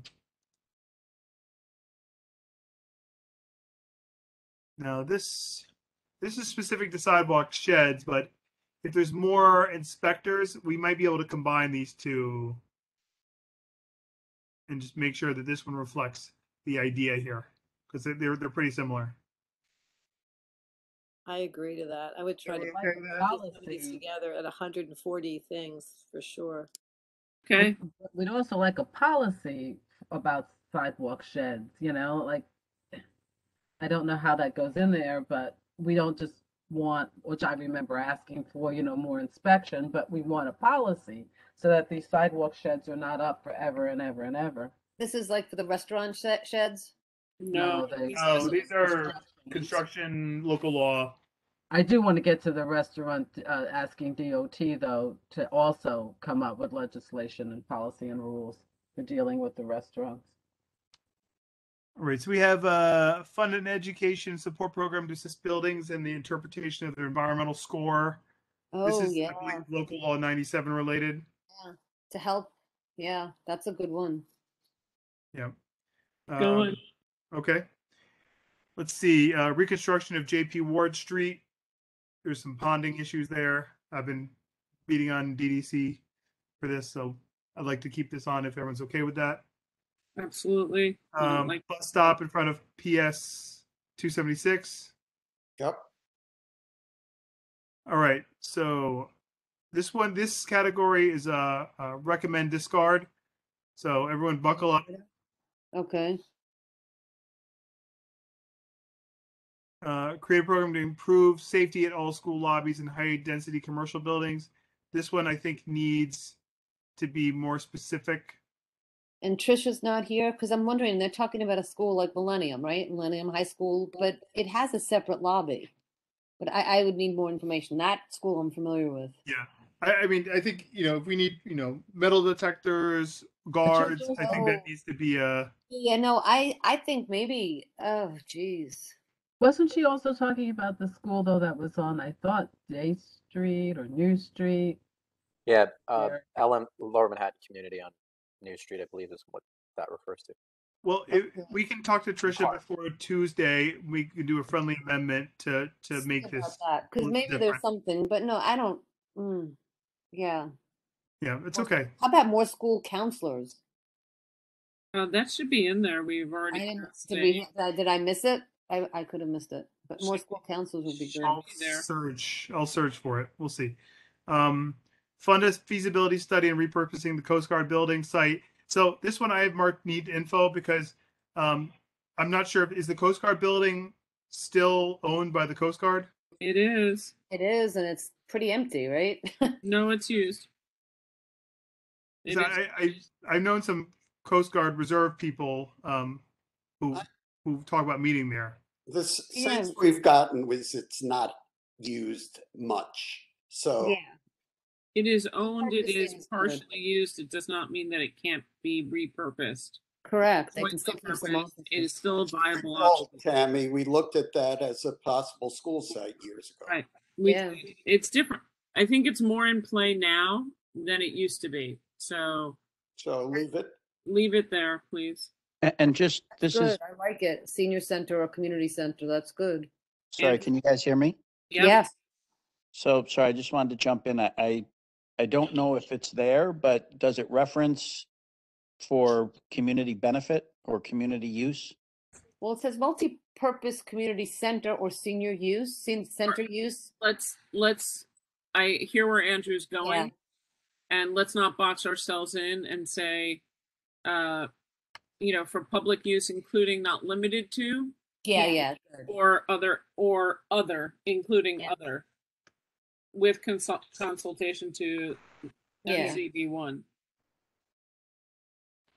Thank you, Andrew. Thank you.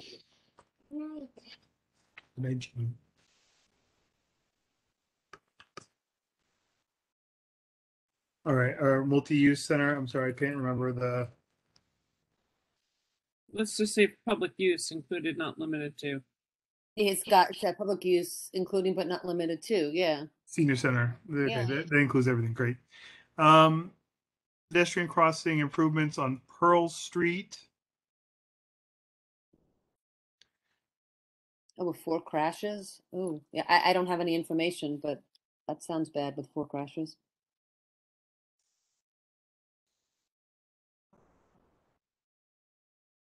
Okay. I would leave that, I think.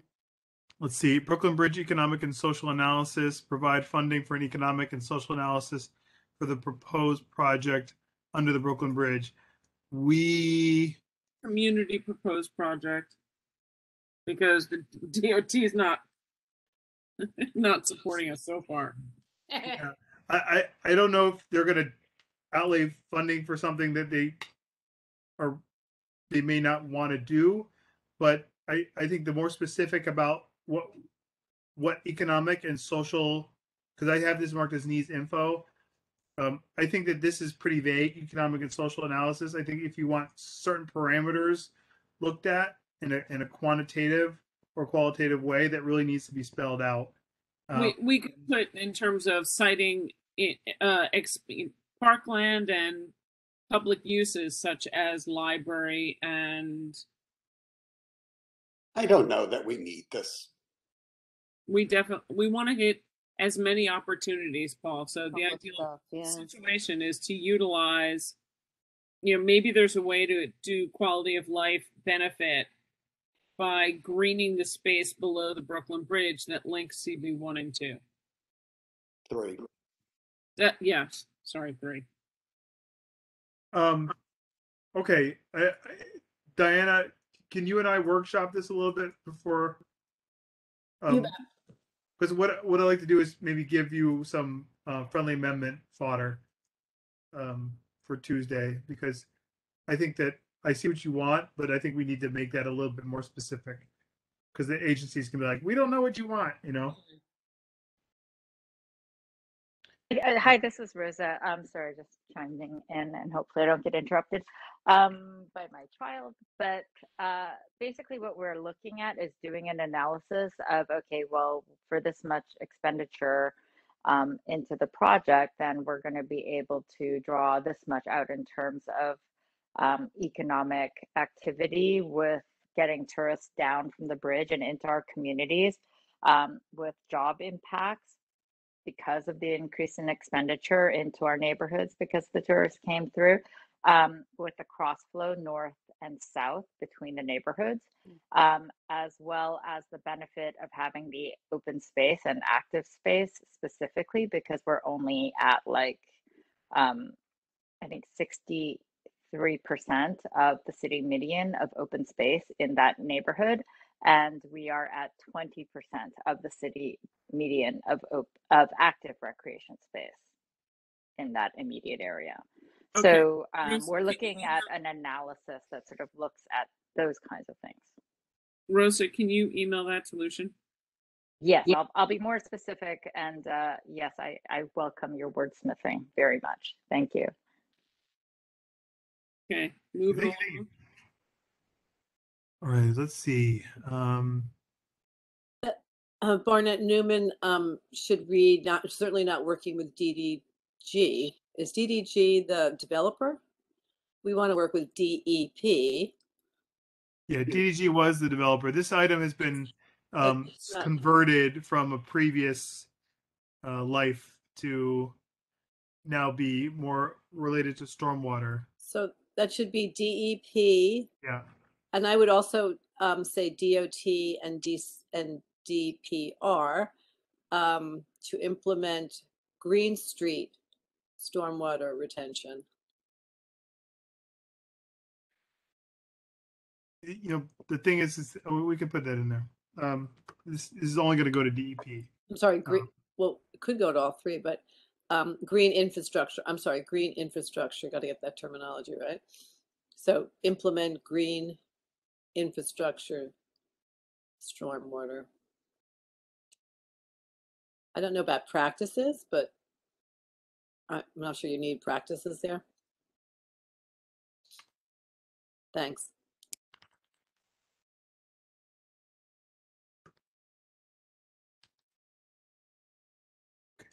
Let's see.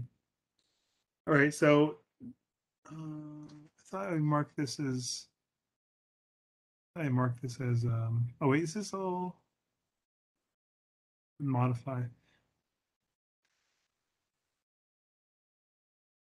Oh, we left this on because of the reconstruction. So, so we can take out the demolition and just talk about the reconstruction of the. Lucian, I had updated, there's a separate item on the new market building. There's another one in there. So this one can go if it's about the demolition. And there's another request that I updated based off of feedback from land use and waterfront on the reconstruction of a repurposing of the new market building site for community use. Oh, thank you, Diana. All right, construct a pool for the aquatics program. That's happening. The Harbor School pool. Am I?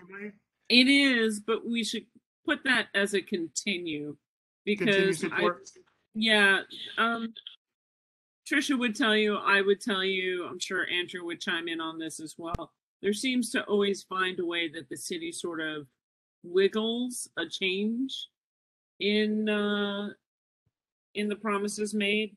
And there's already been sort of conversation about wiggled changes. So that's important to leave as a continued. Okay. So for this one, you'll see I've modified this one a little bit. I tightened it up. Designate Gateway Plaza as a residential complex, right? The residential complex is a NORC.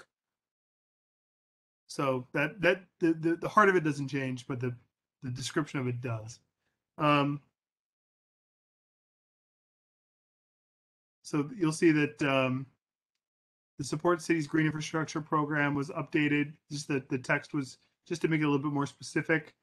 Improve placard enforcement. That went from being a little bit general to being more about the reinstatement of the DOT placard enforcement. Because that would mean it will go from almost no placard enforcement to something. School safety, 42 Trinity lacks adequate outdoor gathering. Do we feel that the creation of the that little park satisfies this? Elizabeth, Or is this also the Edgar Street expansion? it's the Edgar Street expansion that will help, but actually kids aren't allowed to utilize the park. That's Elizabeth Berger. That's right. Yeah. So we know that we've communicated with DOT that they were open. They gave us 3 options, and we recommitted that. Was it option? Betty, what was it? Option B, the Edgar Street expansion. DOT said that they were going to fund that. Yeah, I believe so. I'm not making any bets. I'm sorry. 150. I'm gonna keep it on. Continue support, but I just wanted to make sure that everyone had an update on it. I'm pretty sure DOT was committed to funding that in the upcoming fiscal year. But all right, so public restrooms. Yeah, we definitely need that beyond just. But I had my recommendation is to just be specific about the one at Center Street, and then once that's completed, then we move on to the next site. I don't know, but we need more than that. So I mean, yeah, be specific about the Center Street one, but we need more than that. People are complaining left and right about all the goings on in the streets. We can't put in asking the Battery Park City Authority to keep their bathrooms open, right? Because that's not this. That's a different place. That's correct. We need more bathrooms. Okay. Don't you have to say something about how they're going to be maintained? Like, where's the money going to come from to And that, yeah, that's true. Not just opening, not just making it, but maintaining it. That we need money for that, right? Thank you. Good point. Oh, awesome. Okay. So I will keep I'm this getting dinner copy delivery here. I think so. I mean, certainly focus on the one that's going to be made. I'm not objecting to that at all. I love that one's being made. Okay, so this was expanded by Diana, but this just helps the rebuild New Market building for public use. She did that with feedback. I would suggest on that one that rebuild New Market building as primarily a community center for the east side of Lower Manhattan, something like that. To serve primarily as a community center. That's what the 2002 study recommended. You want to have it respect the low context, or you want to add that, Paul? Sure. I'll fix the. I put that in there. Lucian, can you just quickly read the updated text that I put in below when you're done with the title? Sure. The city is scheduled to demolish the old New Market building in the upcoming months. There is no plan on what to do there, on what to build there. This idea comes from the 2002 Downtown East River Waterfront Concept Plan, sponsored by CB1 and the Alliance for Downtown New York. Such uses could include, but are not limited to, a contextual low-rise community center with indoor and rooftop recreation space, public uses, community amenities, rental and repair facilities for bicycles, boats, and other recreational equipment. The redeveloped site should include a docking area, a boat docking area, and be made appropriate for active maritime uses and visiting ships. If I can just say, I might put the limited to a contextual low-rise community center in the last sentence, so it reads not as something that might be included, but that should, so that the redeveloped site should include a building which is limited to a contextual low-rise, or is a contextual low-rise building, and then the rest. In other words, I don't think I would leave that open-ended to maybe be included. I think that's something that the community wants, right? Yes. Yeah, and Alice is right. That's what we toiled over this one at land use, and this is what the committee voted on. And the only thing that's missing in there is the fact that it needs to be forward thinking. So we need to include electric it needs to be forward thinking in a way that the EDC did not build the potential for electric ferries and electric boats in their new ferry terminals, but maritime uses here need to be more environmentally friendly.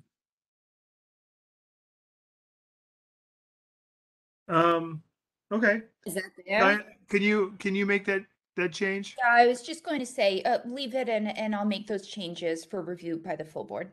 Okay, thank you. I'm going to keep scrolling. This one, I'm going to go ahead and just read this one. The east side of CB1 has very little active recreation space for the growing youth population. There are opportunities for recreation space under the Brooklyn Bridge and on the north and south sides, including the former dugout and banks areas. For instance, DOT has the area known as the dugout space located beneath the Brooklyn Bridge ramps off South Street between Frankfurt and Robert F. Wagner Senior Place. The large lot has been little used by DOT for many years and should be converted into a green play space for youth from CBs 1 and 3.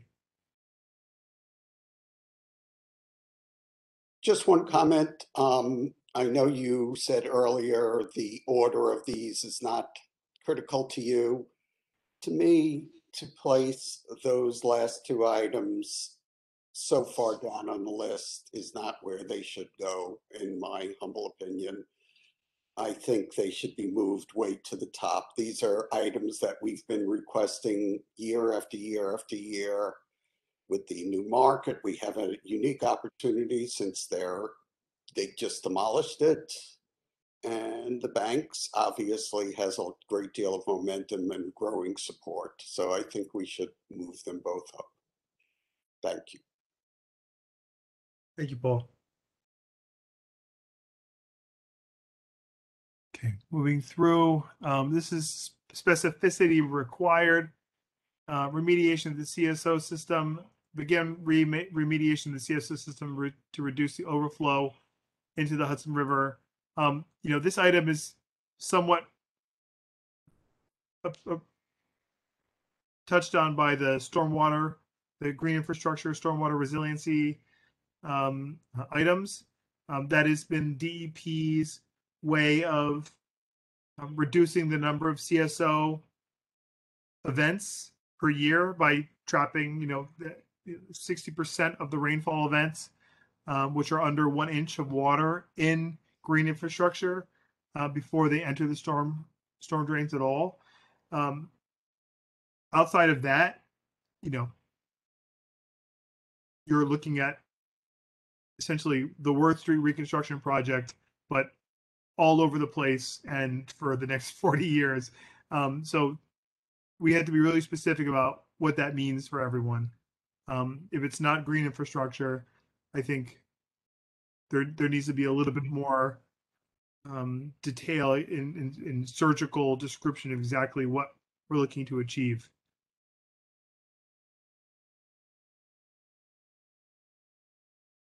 I'm sorry, I took a minute off there. Is that a question, or you're just offering what we should, how to flesh this out? I'm sorry. Yeah, I mean, I think that there's two parts. One is at face value, if they're like, well, okay, the next mayor says we're gonna, rebuild all the combined sewers in Lower Manhattan, it would be. I mean, I don't think they would ever do it because it would be, quite the undertaking. What DEP's been doing is, we'll say, well, let's trap 60% of the events that would create a CSO. So I think if you want to replace the underlying combined sewer infrastructure, my recommendation would be to, be more surgical about where that should happen first, just based on where you want to see a massive reconstruction project take place. Because, kind of going back to the, let's not leave anything for interpretation by the agency. This is something where you don't want to have interpretation, just based on our experience with just the street reconstruction projects to accommodate Water Tunnel 3 in parts of our city, to rebuild the sewer to not be a combined sewer system is, so we've touched on this with the green infrastructure request.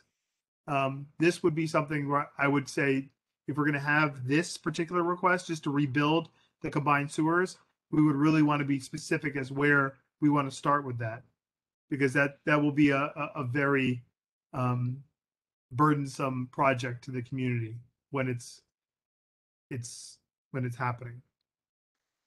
Right. I mean, I think, I don't know where to put this and exactly how to put this in. I mean, Diana, you could be helpful here, but I think that somewhere along the line, we should be making a statement, the fact that that the DEP is not, there is no, green infrastructure program, according to them, in our area. And so we need money to support that. And There is, Alice, there is a separate item. We haven't gotten there yet, specifically on sorry. the green infrastructure program for Manhattan.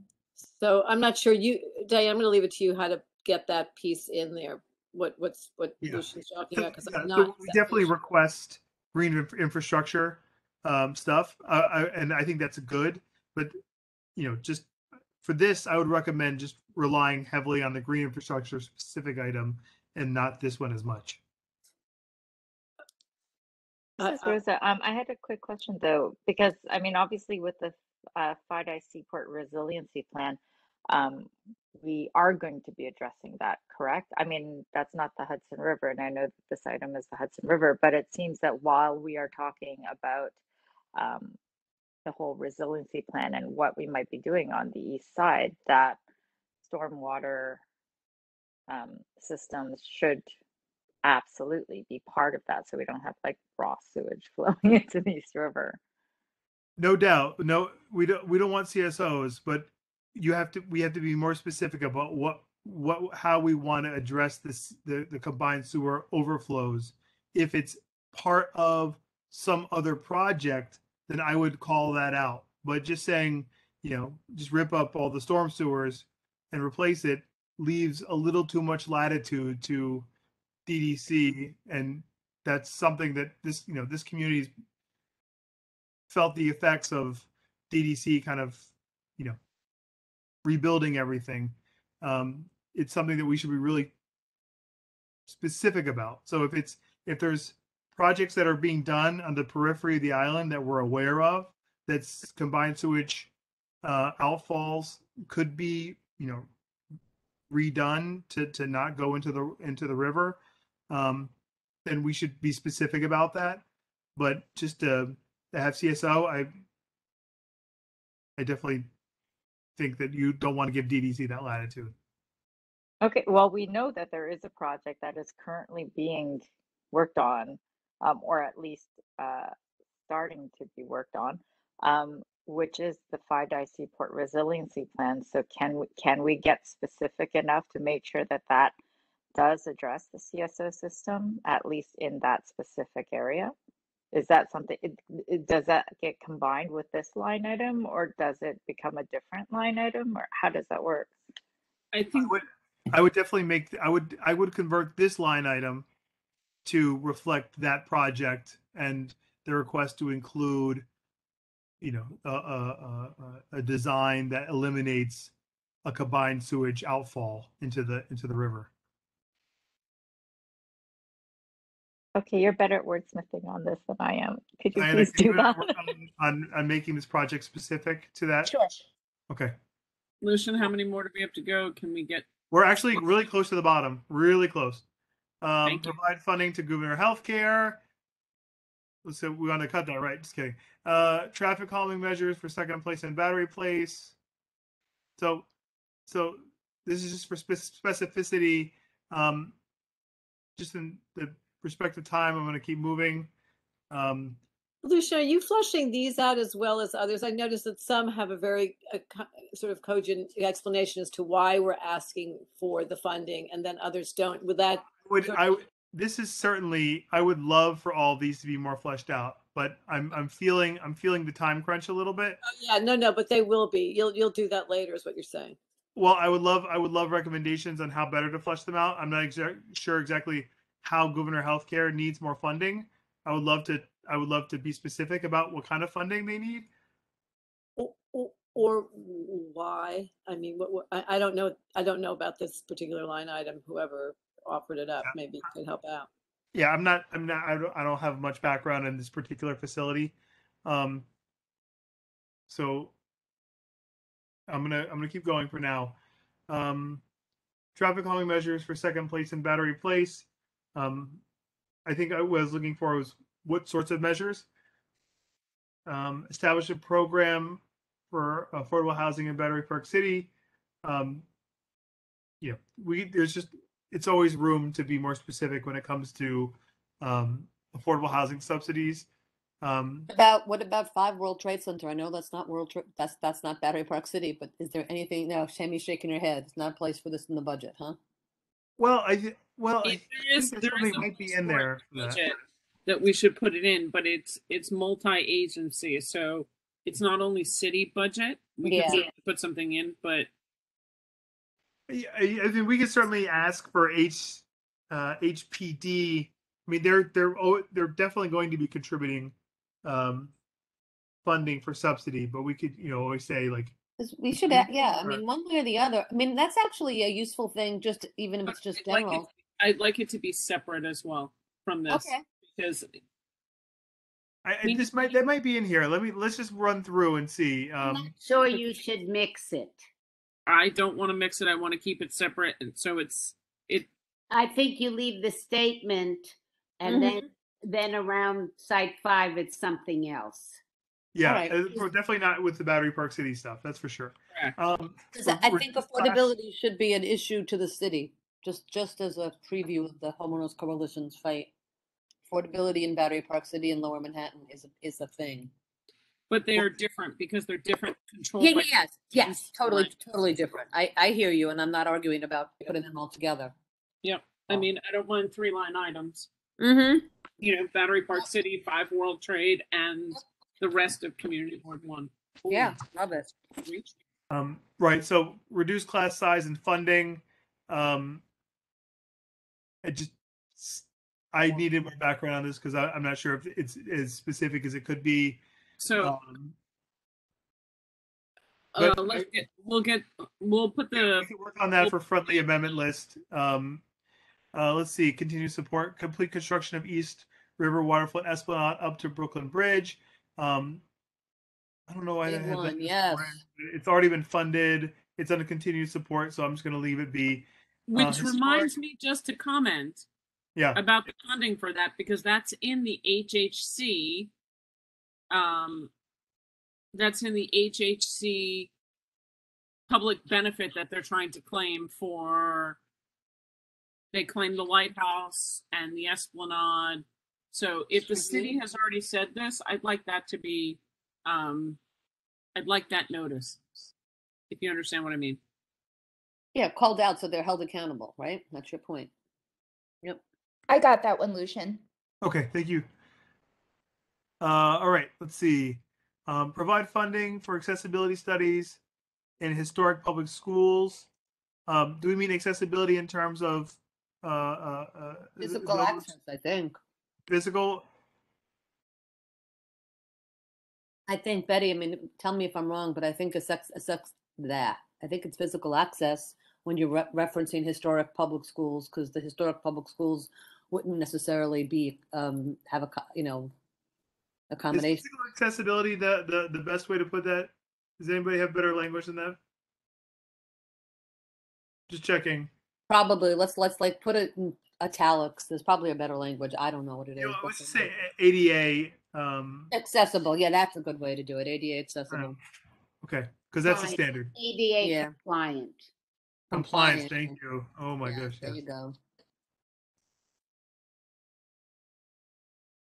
Because I think that's what that means.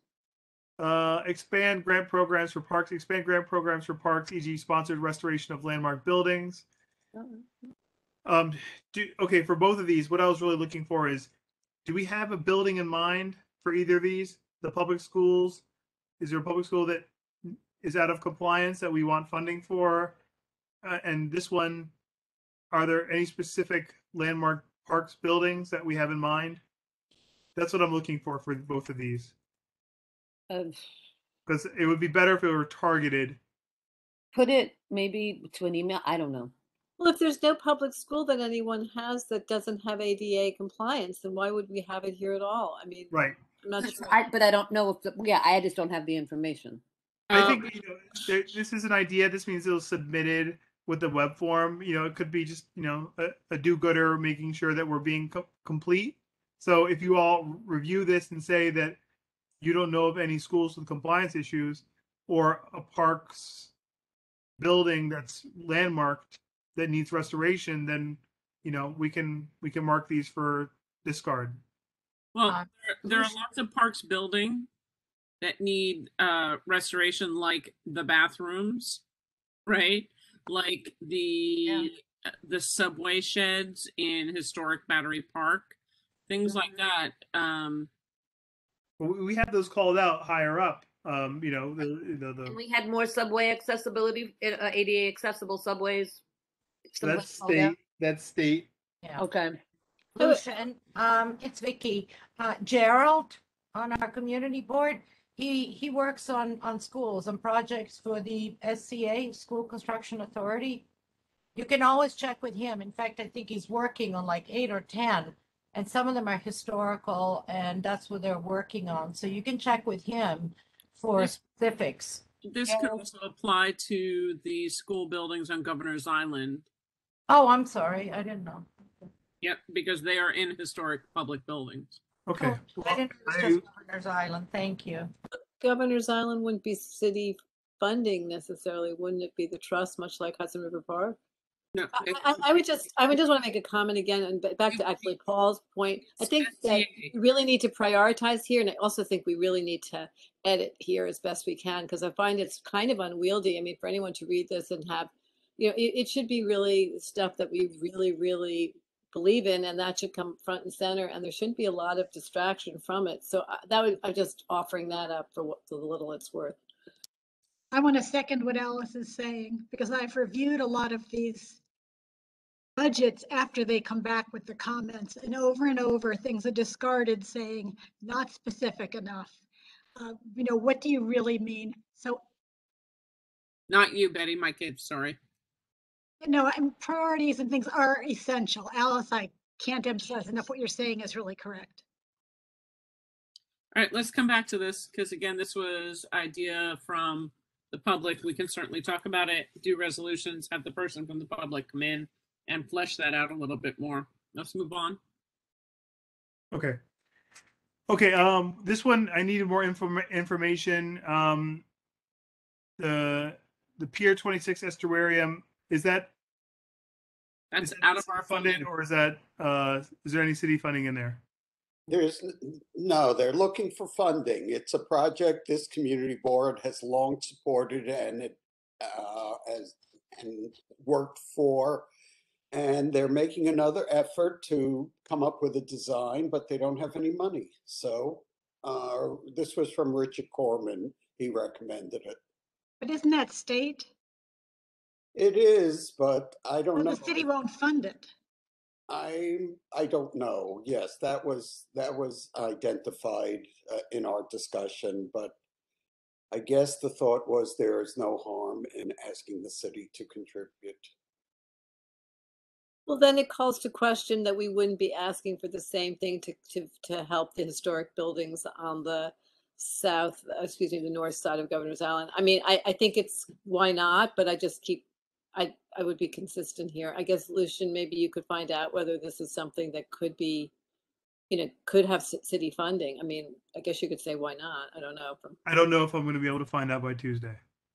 Andrew and I can do that as part of the HRPT Advisory Council. Yes, because in the past budgets, everything having to do with Hudson River Park, it says wrong jurisdiction, not city budget item. I think we're running into is the dual challenges of trying to cut down on items, but also there's things that we feel strongly about. And this is, Exactly. You could say that about a lot of the Battery Park City items, a lot of the Hudson River Park items, a lot of street items. They all fall under that category. So but you could do what you want. This is something that just came up yesterday. Let's find the information out and then come back to it. Okay. So I'm going to go to the next recommended discard area. These I have set as the let me try to move this over so you can see. Set as 2022 policy priority. There's a couple items that fit in that. The reason why I have this is the 911 location assistance and the EMS response is because their response to us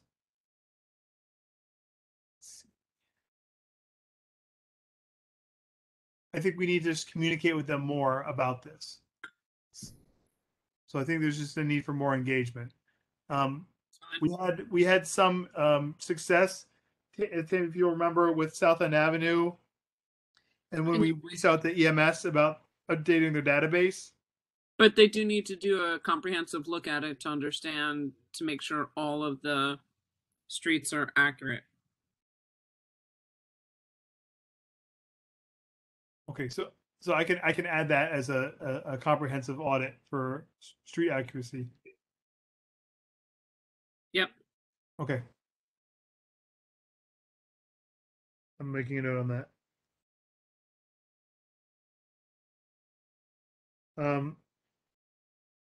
All right, so moving on.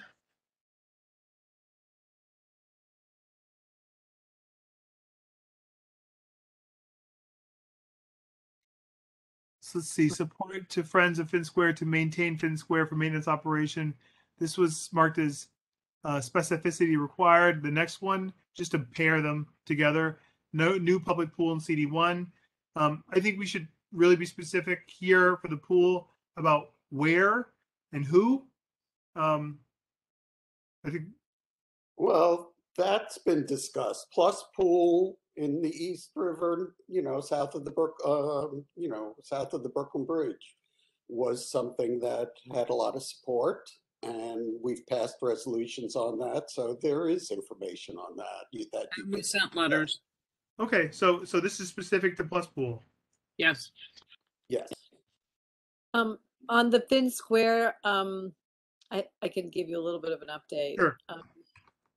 I mean, Carrie Davidson from the neighborhood came and spoke about that just briefly and said that the Finn Square is looking to regularize, I guess you could say, the sidewalks in that area. They're completely broken up and you can barely walk on them. And so that is one specific piece of funding that they need.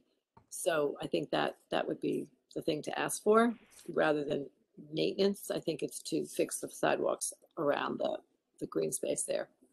I did a tiny bit of research after the meeting last night, and I saw this community board last passed a resolution on that in July 2013. So maybe you guys should just take a look at what this board supported back then. Thank you, Paul. Thank you, Alice. Yep.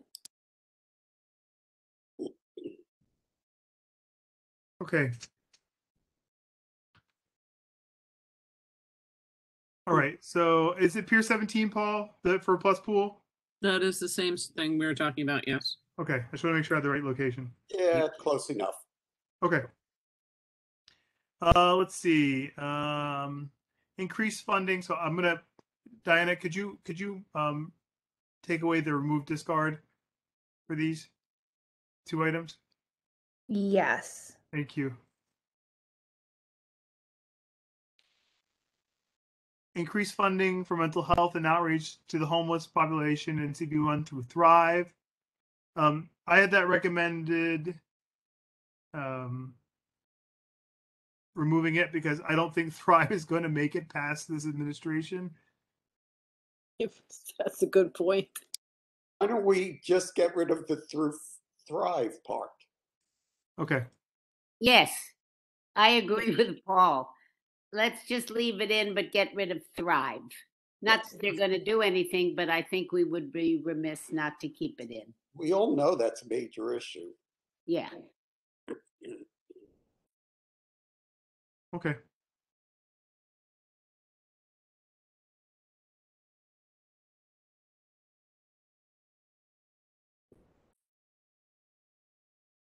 Okay, so let's see. Is this a duplicate?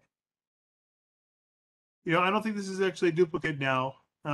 This is the one that Diana, I think, was talking about, Alice, about the overall stormwater resiliency, CSO elimination through green infrastructure.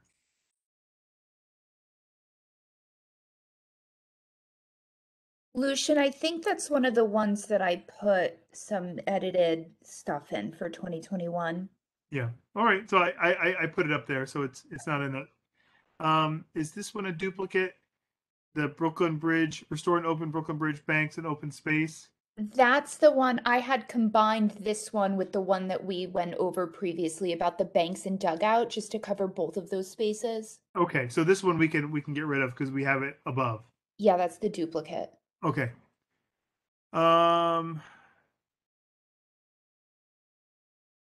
The provide program funding for, so let's see.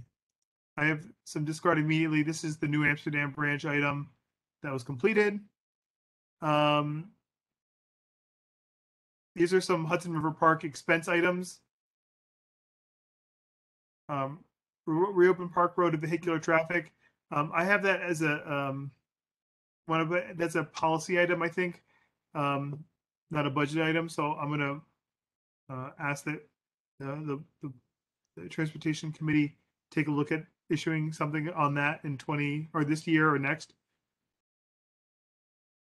Let's see, the Brooklyn Bridge pedestrian cyclist space, promenade for Brooklyn Bridge. This has been replaced, this Barnett Newman triangle item. Reopen WTC streets isn't under the city DOT jurisdiction, so I'm taking that.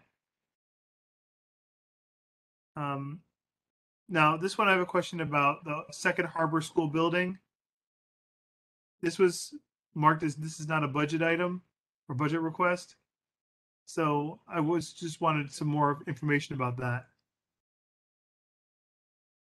Is that happening? Is that something that anyone can comment on? I don't know. Has the school asked for that? They have asked for the second building. That's where the pool is going to be. Okay. It is not guaranteed necessarily which building it is. There seems to be some funding issues and between the trust and the SCA. So we are asking the SCA to provide and EDC to provide the capital to be able to do all the programming needs that they would want. So there was discussion in Youth and Ed about it, and they have come to us. We supported it. Okay. So are they want to convert one building or build a new one altogether? They want to convert a second building to expand the campus. They have a waiting list.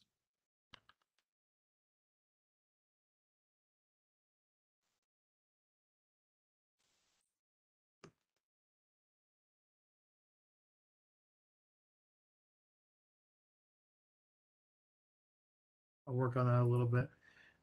Okay.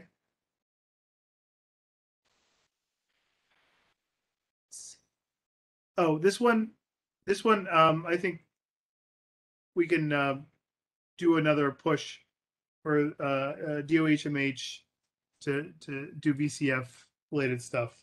I'm also going to check in with Mark Levine's office because they said when they came, they said they were going to put an LS in for a bill. So I wanted to check in on the status of that LS.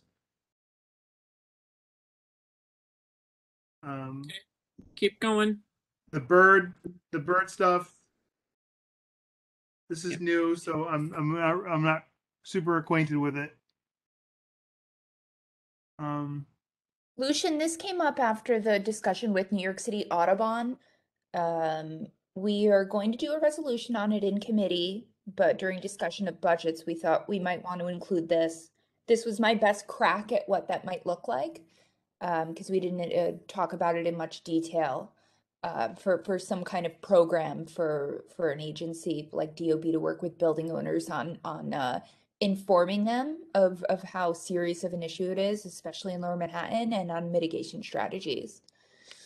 Diana, were you able to confirm with Caitlin, who did the presentation, whether this would be the, I wonder, I just would make sure she would know what to ask for specifically, if there's something else we should be asking for, because it sounds great, but I would just make sure that's actually what makes most sense to the Audubon. I can reach out to see what they recommend, and if it is more appropriate, Lucian, I see you put it as a potential 2022 policy priority. So if it's not quite the right fit for a budget request, that's fine, but I can reach out for their recommendation on that. Okay. Because maybe it's like a grant program to replace reflective windows or apply some sort of treatment or whatever it is that they recommend. So I think it's certainly, there's good budget fodder there. Finn Square sidewalk reconstruction. I'm sorry, Lucian, is this for bird glass?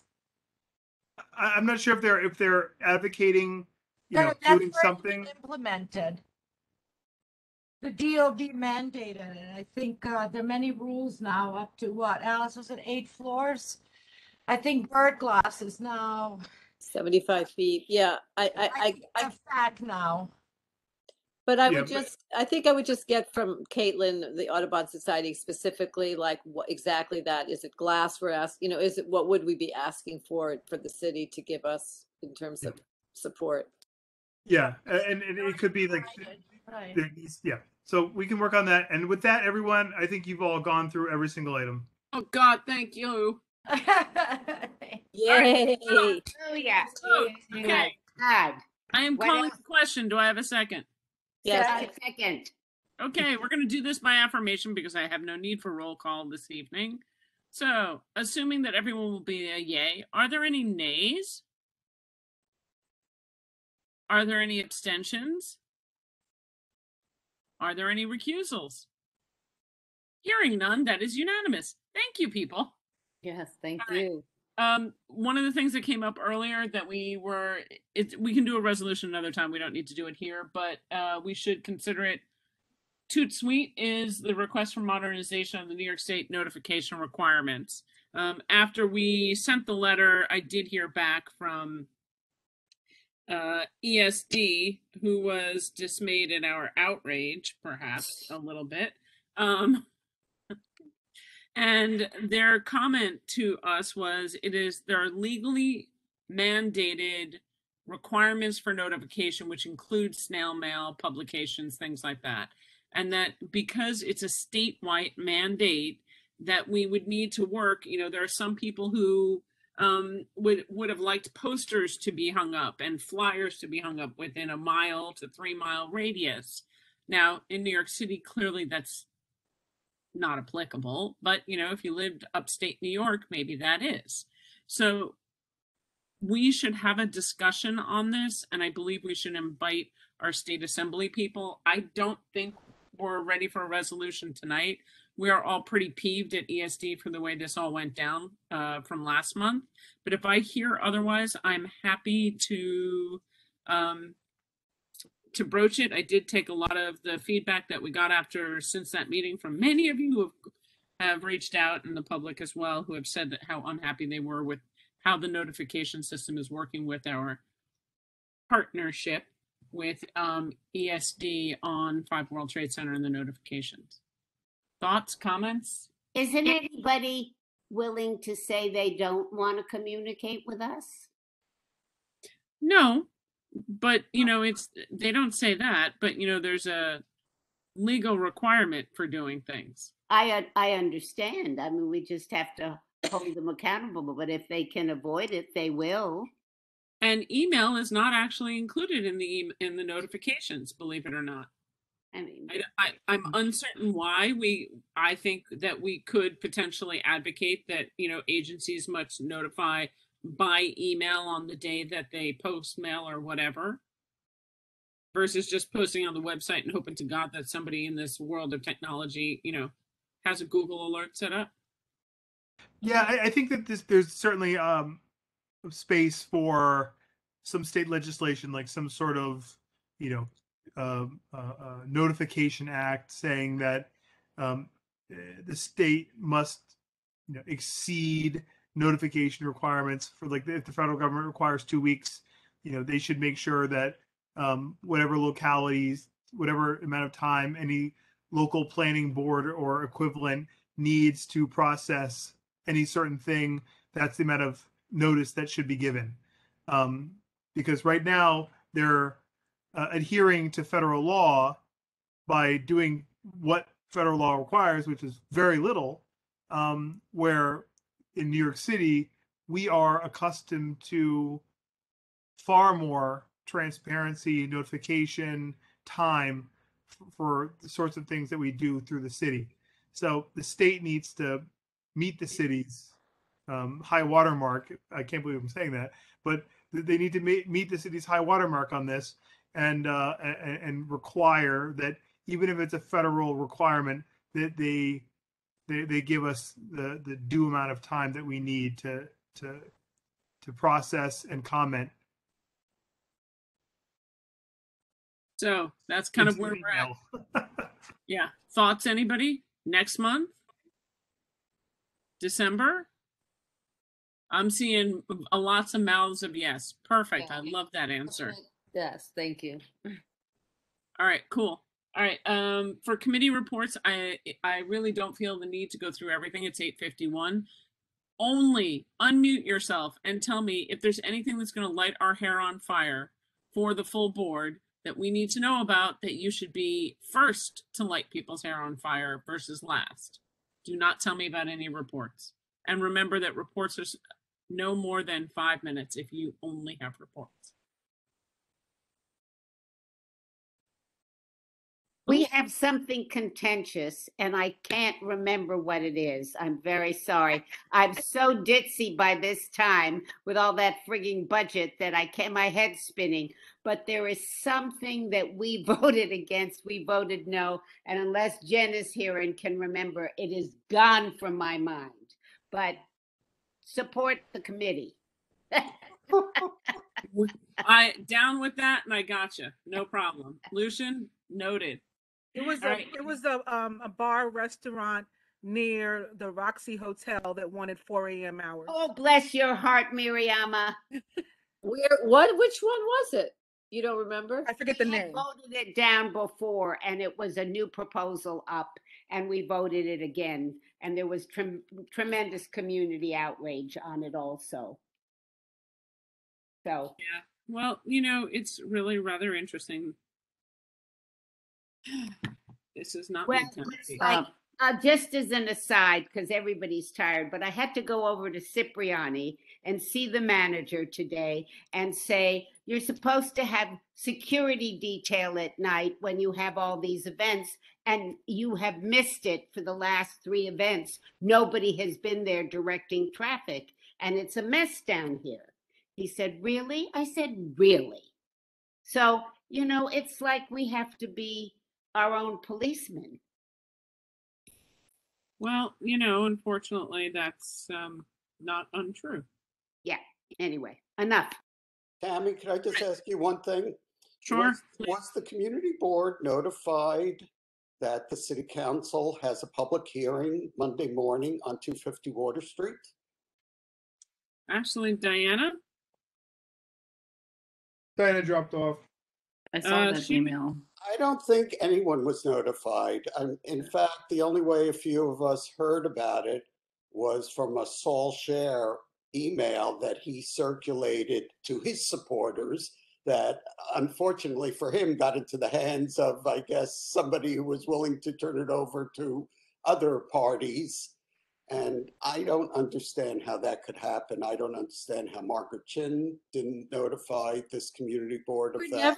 We're never ever told about any city council meeting. We find out ourselves, and that's no surprise. Although I am amazed. So is this the hearing on the final? Yeah, this is the ULURP. Wow. What time, Paul? I was told 10 o'clock. I can't. The subcommittee on land use is dealing with it, and I don't know much more about it, but oh, how disgraceful. They did vote today. I do think you should protest that to our city council member. Absolutely. Oh God. Okay, and I guess I would hope someone from the community board is able to make it. Well, you know, Paul, there was a vote today that we lost on. Well, that was anticipated, and I don't know that we'll do any better there, but I think we still have to testify. Yeah. So somebody will go to testify from the board? Comment? We'll check with Diana. Well, Diana did testify this morning Oh, I on the know. 99-year lease item.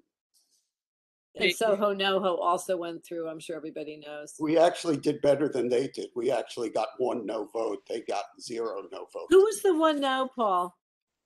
What was his name? Is it David Burney? No, Bernie, yes. Yeah, Bernie, the committee, yes. I just, yeah. The one from Pratt, yes. Right. Thanks. Sure. So on that lovely sad note, I am assured that we are in the end of October, hearing no votes or clamoring thoughts. Keep in mind, we will update the website. We will be fully virtual in November as well for all of our meetings. If you need to reach the office, and so, you know, please, if you can't reach them by phone, please try sending an urgent email to any one of the office team that you need a call back, especially during budget season when everybody's in the conference room talking. It's trying to get through the deadlines that we've got. So it's just not that you're not being heard. There's also a little glitch, which we found out in the phone system, and Vicky discovered it, a little strange and crazy, that our phone gets forwarded somewhere when it's weird, but Lucian's working on it. Again, thank you, New York City technology. And I think without any other things, does anybody else have anything that they want to bring up or anything they want to note? Keep in mind, you have to have your equity questions for your committee done by the end of the year, so we can circulate them around the board. And without hearing anything, let's adjourn. Motion to. Hi, Tammy. Good night, all. Thanks a lot. And say